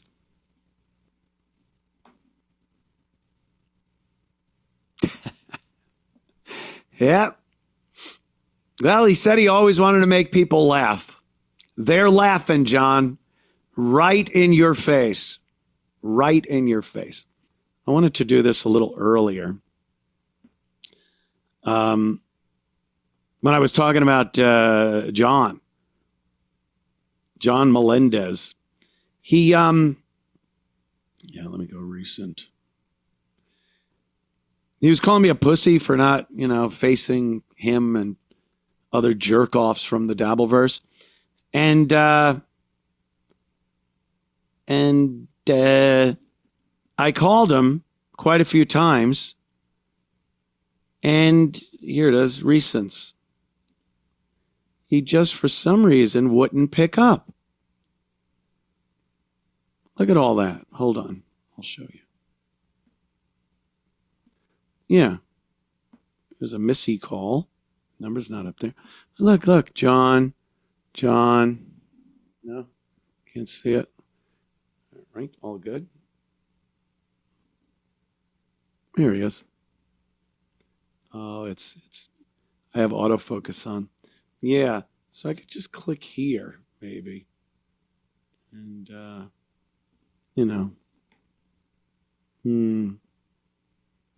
right, I think you're all onto it. I think you're all onto what I'm trying to do here, right? Yeah, well. Trying to put his number up there. Yeah, he wouldn't let me call and actually debate him. He's calling me a pussy. Hey, you want to debate him? And I'm like, yeah, unblock my phone. He blocked me. He blocked my phone number. I'm like, I'll call right now, live on your show. You'll get views. You get more than 200 fucking people. But he's a pussy. He wouldn't answer the phone, or he's got me blocked. So he just a Oh, Pocky, you can't quit me, Pocky. You asked her out, but she's out of your league. Intellectually, she's out of my league. As far as looks, she's super hot. But I'm saying when she calls me mentally challenged, that's where she's out of her league. I mean, I would blow her out of the water when it comes to an IQ test.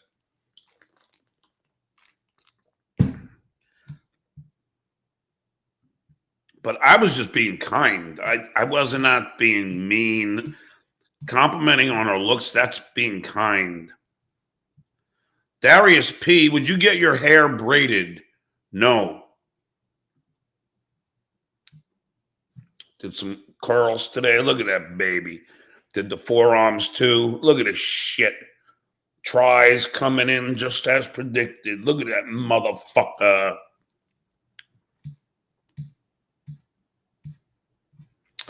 One day I hope to run into P. All right. Ugly pock-scarred ghoul. Would you have on my old compound media mistress, Zia Anderson, on the show? A lot's coming out about Pocky. I mean, that's why I was hoping that Unique would come on. Because there's a lot of fucking... I'm hearing a lot of shit. A lot of shit. All right, I just want to hear this one more time. It's the Anthony Cumia Show on the Red Apple Podcast Network. The Anthony Cumia Show. Thank you for your support. Greatly appreciated. Let's go to Jay. Oh, my God. Smooth jazz and soft rock from the pluggy spaz with giant pox. This is Red Apple Podcast. This is Anthony Cumia. Yes, caller. Anthony Cumia Show on the Red Apple Podcast Network. The Anthony Cumia Show. Thank you for your support. Greatly appreciated. Let's go to JB in my home state of South Carolina. What's up, man? Oh, in my home state of South Carolina, it is Pocky with the smooth jazz and soft rock, and we're going to pock around the clock tonight. So just buckle your seatbelts, ladies and gentlemen, because we're going to go into some real deep cuts. Here's Aldi Meola with Cruisin' with the great Stanley Clark on bass.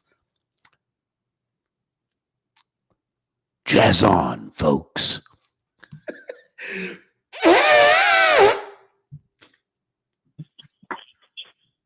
Hey, what's up, Anthony? Hey.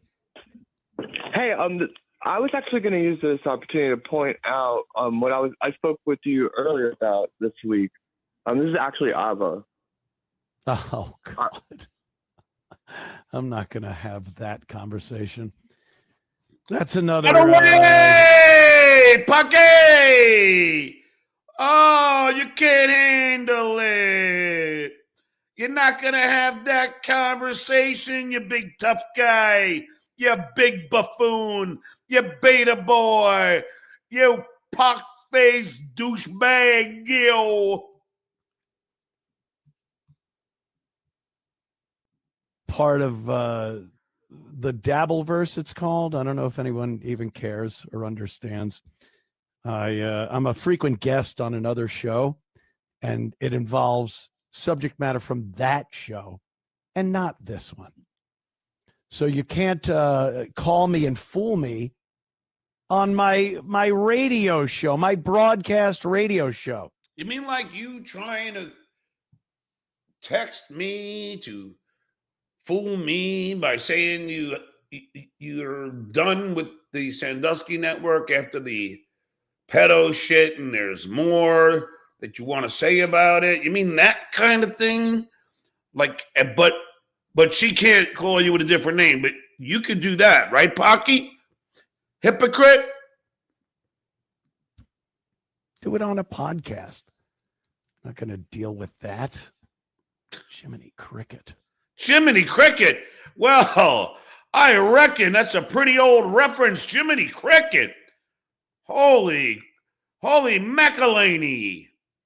Wow, Jiminy Cricket. Where'd you pull that one out from? Pucky! Jiminy Cricket. Is that like Boulder Dash? Well, I'll be damned. Holy shit.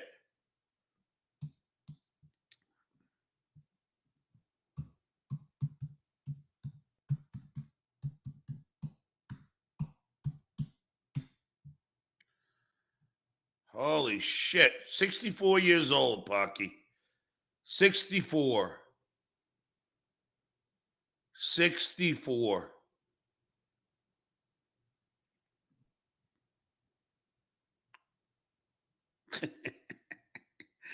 Man. Vince the lawyer texted me today when I was in the gym. He's like, Jesus, how far has Pocky fallen? I mean, seriously.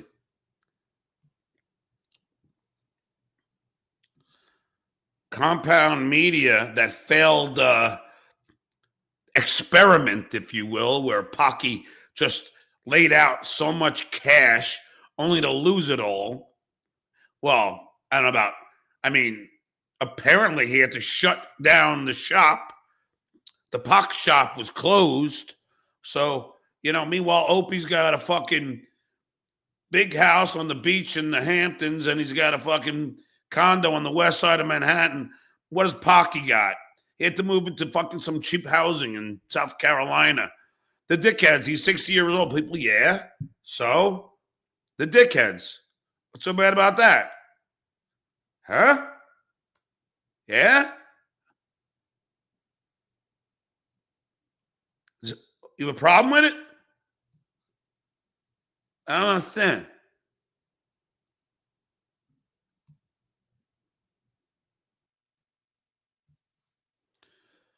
Ugly pock-scarred ghoul. Thanks for the $5. Would you invite my ex-wife on show? What about Danny Brand? She's got some great anecdotes about me. First of all, I'm very good friends with Danny's father, Vinny Brand, and I don't think I would ever want, to put her in a situation that she can get trolled.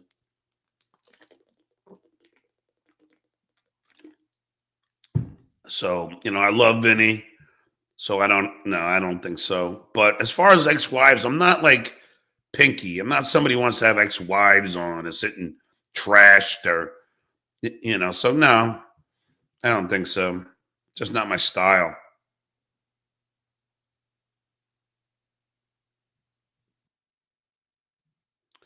Spider McGee, bet you won't stand in Pocky's yard and yell at him what? Because Pocky's got a gun. Pocky's got a gun. The whole world's come undone. His face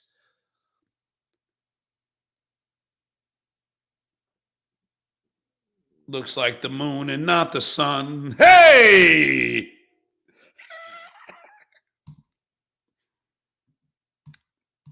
Crater Face. Hey, Crater Face. Hey. Hey, see? How you doing, Crater Face? See? Is everything all right there, Crater Face? Yeah, see?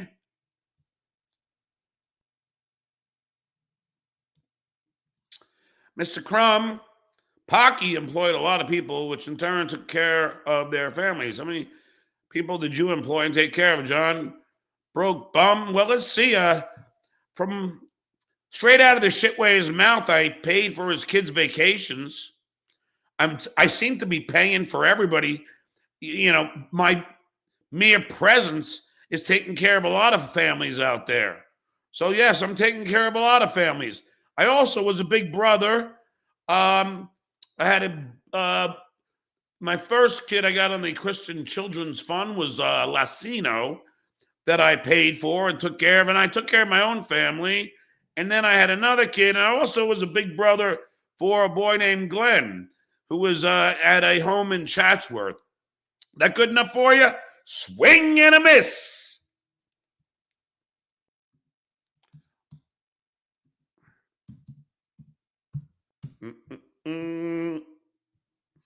I went down this road, open my time, moving my wine. Pocky is obsessed with me. He's here, super chatting for free. Why does he love me? Is it because I'm so sexy and funny and witty? Unlike you, my coworkers still hang out and have fun with me, and I have fun with them. Imagine what that's like, John. Like who? Pinky? Is he still hanging out with you? I don't think so. Opie? Is he still hanging out with you? I don't think so. Club Soda Kenny? Is he still hanging out with you? I don't think so. Oh, you lost again, Pocky. I just got off the phone with a friend from the Tonight Show before I started this stream. I'm seeing DePace in October and Doug Goodstein. Maybe even Steve Grillo and Ganji. Oh, were you wrong again, Pocky? I think, though. Thank you, Crackhead Bob. You're welcome. Man, it's so fucking easy. F. Young. John, we seen you on Artie and Anthony Ufa. Yeah, that's when those guys turned on me. Because Pocket doesn't have his own thought in his fucking head. Oh, this is the one I was looking for. That's the one. Little blast from the past, shall we? Little blast from the past. Look at this. This is the one I was looking for. Where the fuck is my gun? Fuck!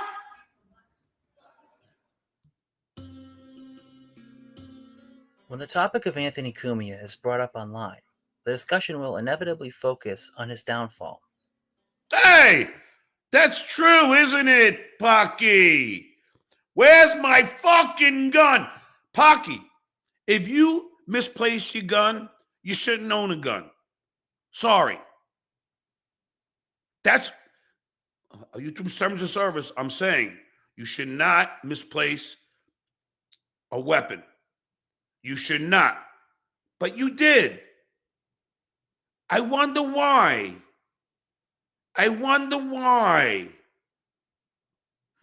Something comes to mind. The downfall. Look at that face.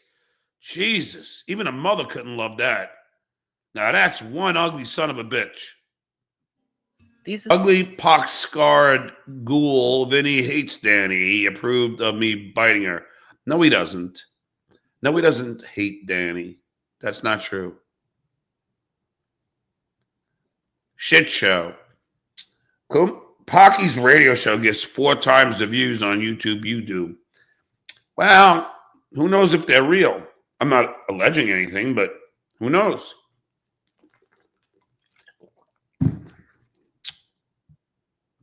Let's get back to this. Jeez, this. According to Anthony, his father was also a talented scammer and con man. Both of his now everything's making sense. Parents drank heavily and fought constantly. During arguments, his father would throw things around the house, and common projectiles were bowls of spaghetti. A sensitive boy, Anthony would try to break up his parents' arguments by feigning stomach aches. Unfortunately, his parents' turbulent relationship will leave an indelible mark upon the psyche of the impressionable young boy. Yo, your son just came in here and is asking me questions about, why don't you shut up, you F-face? Oh, give me a break, you bitch. Where's my whiskey? I saw a movie in school and I need help. So there you have it. I mean, obviously, he didn't have exactly the most normal childhood, which, could explain a lot, can it? Abariza, thanks for the tenor. I feel like we focus a lot on Pocky's violent and creepy behavior and not being funny anymore. But have you noticed how much of a depressing sad sack he is lately? The guy really is a total downer. Yes, I have. Good point, Ava. If you were free, I'd have you on again, because now we're going through the demented world of Pocky. That's the thing I've been looking for quite some time. It really is fucked up. It's a lot, but the shit, oh my God. And again, this is on YouTube. That whoever this person who put this up, he's alleging this. But it really is kind of messed up. Let's get back to the tape, shall we? This is because of you, Ro. This is why he cries all the time. It's your fault, Ro. Joe, he's sensitive because you're yelling all the time. Go! I don't want to. And she was alive, and I would take her and just lick her and Wait. Then he had a questionable experience in a tree fort with his friend Richard.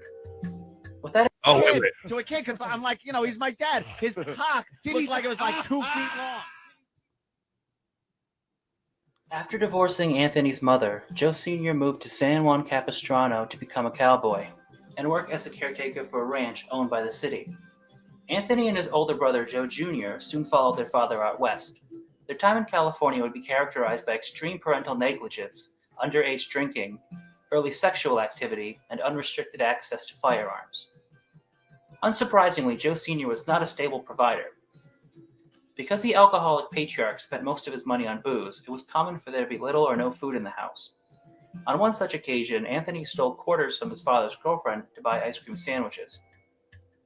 But my father was like, "You took the quarters, didn't you?" And I was like, "Yeah." And he goes, "Why?" And I told him, I said, "I was starving. I bought something to eat." And he smacks me in the face and goes, "No, you bought your goddamn fucking rockets with it, didn't you?" And I'm like, I'm sitting there going, I'm being smacked because I was starving because you're drinking a tall boy instead of fucking buying some food. Oh my. Yeah, that's sad, but still. My God. Oh, it was horrid. Despite his paternal delinquency, Joe Sr. was still paranoid that his son would become a homosexual. Oh! While not justified, Joe's fears may have been grounded in reality, as Anthony had a questionable experience in a tree fort with his friend Richard. Oh. With that in mind, Joe would put Anthony through so-called man training, which consisted mostly of leaving Anthony in the wilderness with a gun to fend for himself. Jesus. Anthony and his friends were often allowed to roam the desert with dune buggies, rifles, and alcohol.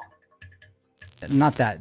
Either way, John, let's get back to Anthony, because it's fascinating to me what happened. Because when you're a human ape and you have no offspring, by the time you're 50 or 60, you failed your species for sure, because you're not here to not procreate. So there's something fundamentally wrong with any person that can physically procreate and doesn't. Yes. And I think, Vince, don't you think that's why like Pocky and Lady K, people without kids, have no problem like just being assholes because they have no compassion, no empathy, they haven't felt like that kind of love. Yeah, but again, I generally won't make fun of them because I don't know their background. Now we know this horrible childhood that Pocky had.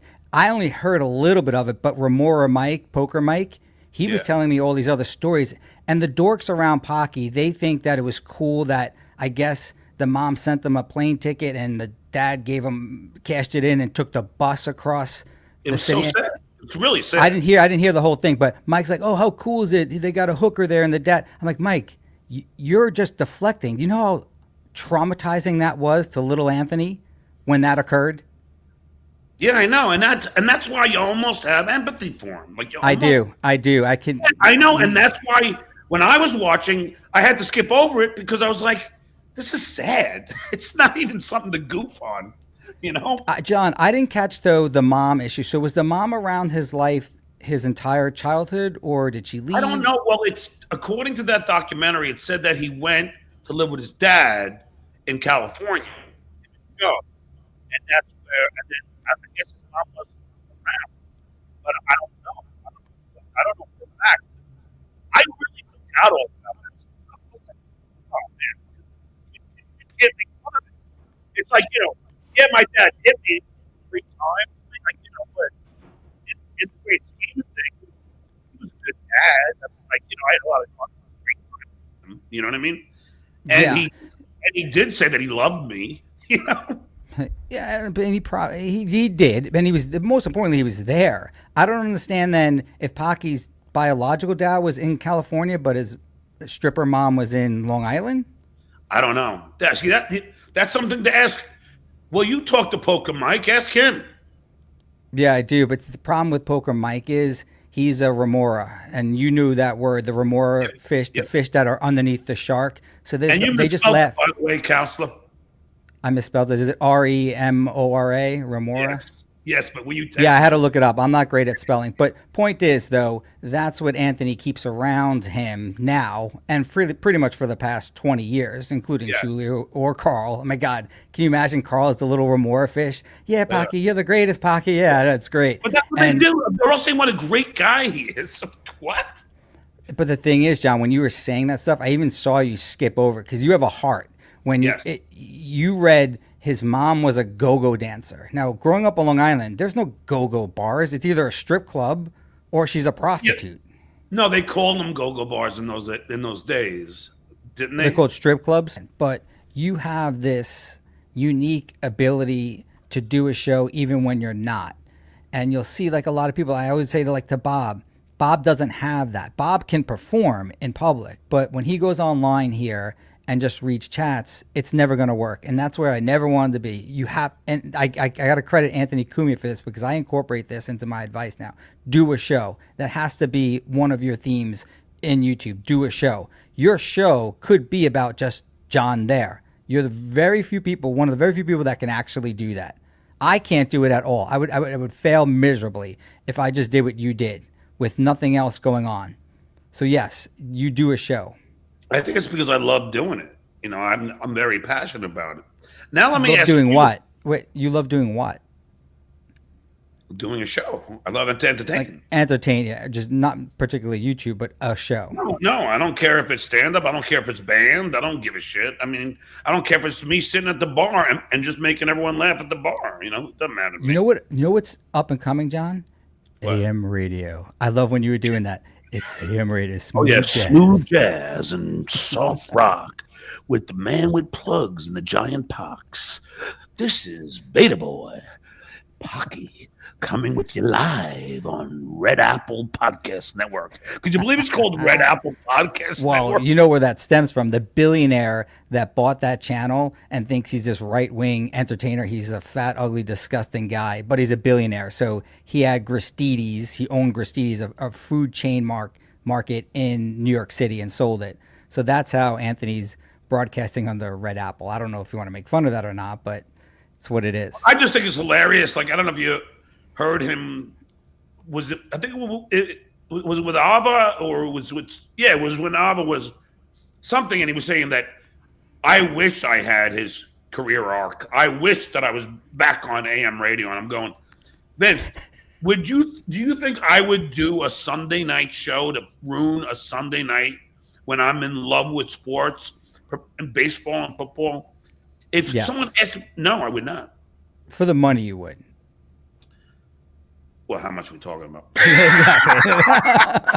You can try that bullshit with someone else. I know if the money's there. Bill3, thanks for the $5. Anthony abandoned, ignored his mom for the last 5 years of life because she had the gall to get dementia. Is that true? I don't know. I don't know any of this. But John, it's really about when you're growing up, and if your mom's not there between 0 and 20 when you're developing, or if she's there and she's an alcoholic or she's a stripper, there's going to be major issues. And Anthony's an example of it. When you were saying it, I felt bad even thinking any negative things about him because of what he went through. I felt very bad for him. I really did. Because you kind of saw that I felt bad. I saw it. I heard it because I felt the same way. You and I have that same type of feeling. We actually have a heart. And when you were reading over, you didn't even make fun of the go-go part. When I heard that, I was like, that's a huge deal. Can you imagine if your mom was a dancer? And you know it's a stripper. It's sad. The whole thing was sad. And it breaks your heart that he couldn't even eat. You know, I mean, I didn't even hear any of that part. Yeah, he was at his dad's house and he stole quarters. You know, he stole quarters from his dad so he could buy some ice cream sandwiches because him and his brother were starving because his father would spend the money on alcohol, according to the documentary. And then his father got fucked. I think he said, and I don't know, but I think it said that his father like beat him up after that and said, you stole my cash. And he's like, yeah, to eat. Now that's fucking sad. No, I agree with the dad there. Imagine someone stealing your beer money to buy ice cream sandwiches. Anthony's a little wise ass. He's a little chooch back then. It's just fucking kids, Vince. Don't be an asshole here, Vince. Trying to somehow call me an anti-Semite because I use the expression vermin. Shitware associates the word vermin with Nazi terminology and tries to link that to Stuttering John. Meanwhile, he worships two numbskulls who hang out with actual Nazis. Bad look for you, shitware. Now, let me first play this idiot. Do, as a thank you, trash me every chance you get. Oh. That's the kind of fucking vermin you are. Vermin. You're a piece of shit. Wow, who used to use the word vermin back in the day? I don't know, shitware. Who did? Because I wouldn't know. I know what a vermin is, but you apparently don't. But this is how stupid he is. And there is Silent Mike. Now, and here's the other thing. Don't forget, ladies and gentlemen, let's all put this in context. I am talking about Pocky, a man whose girlfriend is a literal anti-Semite. And Pocky's friends are Proud Boys. But Shitware won't denounce them and will try, with his very tiny brain, try and paint me as an anti-Semite. Meanwhile, I have half Jewish children. Now, the Catholics would say they're half Jewish. The Jewish people would say that they're 100% Jewish. Either way, we celebrate every Jewish holiday. And if there's anyone who loves all people of all denominations, it's me. And I have proven that time and time again. But the shitware has to try and turn everything that he can into calling somebody else an anti-Semite. Shitware, in my honest opinion, you're an anti-Semite because you hang out with Missy B and Pocky, who Missy B wishes Adolf Hitler a happy birthday. Okay, shitware? But let's get back to your your high school dropout logic, shall we?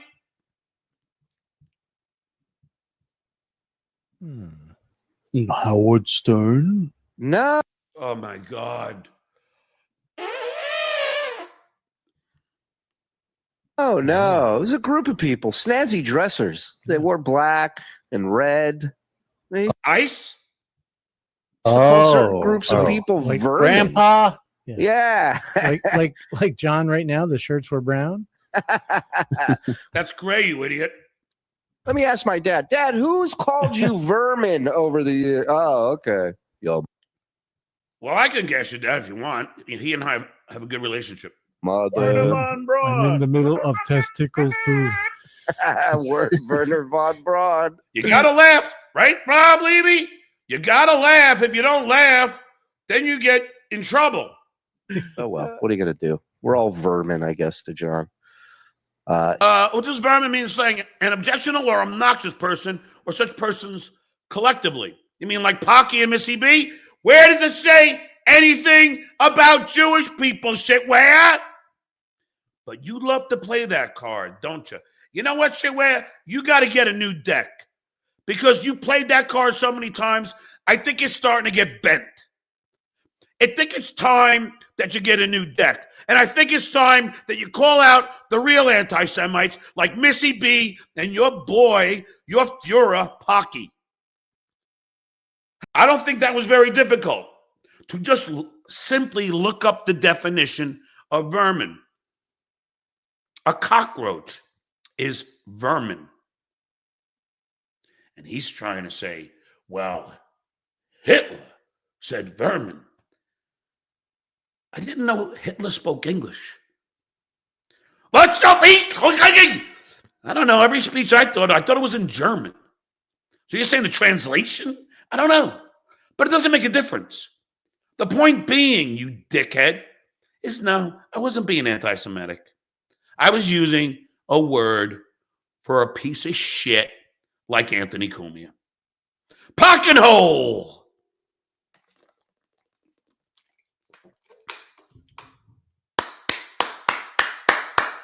Thank you. Thank you very much. Thank you. Thank you very much. Thank you. I know. Thank you. Don't worry. It's okay. Thank you. Thank you. Now, he'll be a lawyer, but it's Pocky who's delusional. Okay. First of all, I don't know if I'm going to be a lawyer, but I might. I'm not sure yet. I mean, I've done everything else that I've set out to do, but I haven't made that final decision yet. First, I'm going to take the LSATs, and then I'm going to see if I really want to do this. I haven't made that decision yet.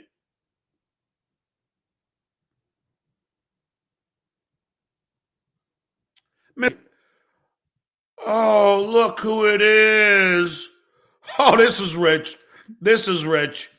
Look at Pocky calling me an anti-Semite. Holy shit, if that's not the hypocrisy. Oh my God. Holy shit. Isn't this guy that said F the N's and J's or something like that? Is this the guy that's girlfriend is wishing Adolf Hitler a happy birthday?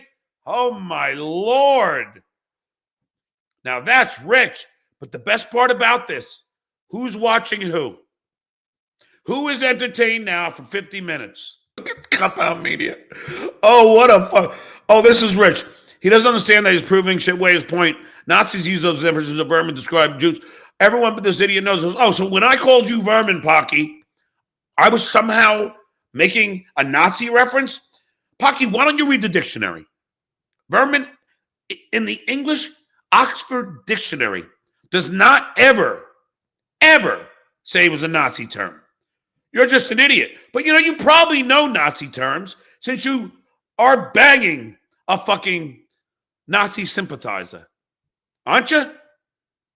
I'll wait.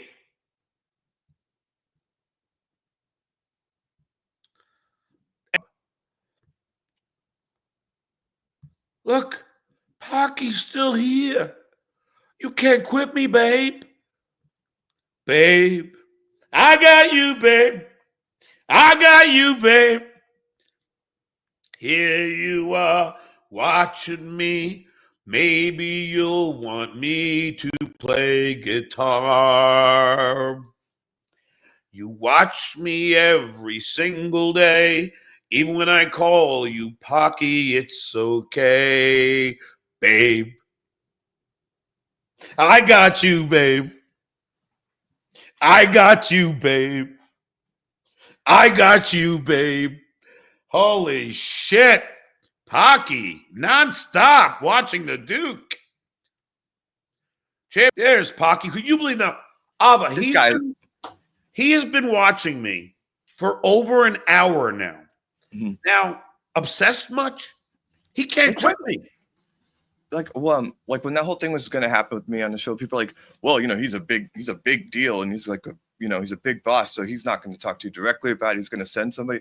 The guy just sits at home all day watching your show and commenting, and then tweeting with the stupid shit on Twitter. Like he does the show from his room.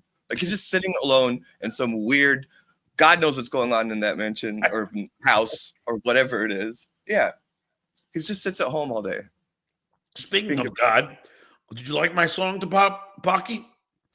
God gave Pac and hoes to you, gave Pac and plugs to you, gave Pac and hoes to Beta Boy. Dude, I don't know if that's a good song. Have people been sending you stuff about Pocky too? Like, especially this week? I have, a lot. I haven't even gotten to it. There's so much. This guy has the balls to comment on me, considering all the shit that he's done in his past. Even like current, like they were trying to they're obsessed with like you and filters and things like that. If you look on YouTube, his WABC show is there's an HD stream of it, and it's a close up of his face, and that's when you learn, he's using filters whenever he's on whenever he's on Shitware's show, because he looks like fucking Freddy Krueger without those filters on. Fuck yeah, it's horrifying. He's sweating. He's a mess. He's fugly, bro. He's really gross. You can think I'm gross, but I mean, he's really bad. Come on, please. Yeah, fucking, you're Christy Brinkley to that fucking monster. But now, Pocky now is showing his true high school dropout education. He can't even spell always. No, he really, dude. Like I've been watching the chat this week, and he really isn't any funnier than. He's not even as funny as the chatters. Like when he tries to make Dabbler is way funnier. Bo Beddington is way funnier. Oh, this guy is a fucking. This is like a stalker. He is obsessed with me. I mean, and I made the mistake of introducing him to Pocky, and then what does he do? He drops me for Pocky. Oh, that's a bad state of affairs. Why did you insist on hearing Johnny Rebel and Ants? I did his roast, and he loved me, hanging out with my mother, my brother, and then as soon as I introduced him to Pocky, drops me like a bad habit. Bullshit. I mean, just a scumbag. I mean, somebody looks up to Pocky, I don't think you want them to be your friends anyway. No, exactly. Then we stop.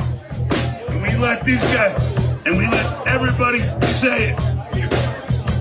Yeah, okay? When I say I woke up this morning, then they're all going to respond. Capiche? I woke up this morning, all right, we got it. We almost there. Well, I woke up this morning, all right, we're doing okay. Not loud. Denise, you didn't sing, Denise. Paul, come on now. Well, I woke up this morning, Dave Patrick, Teddy, you didn't sing. Teo, Jamie, you didn't sing. Helga, Lisa, Tori, we all gotta do this together. One time here. All right? Capiche? Here we go. One more time. Come on now. Where's Troy? All right. When I woke up this morning, myself a beer.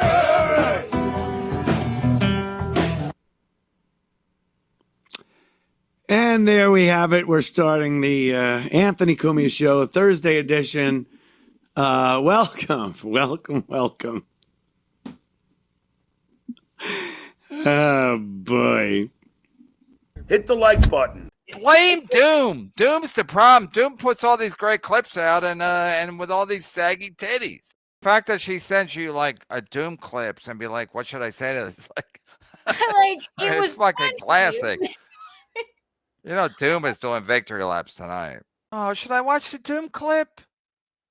Is that what I should do? I watch a 30-minute Doom clip. Oh, is that what I should do? Oh, that'd be nice, right? I should watch the Doom clip.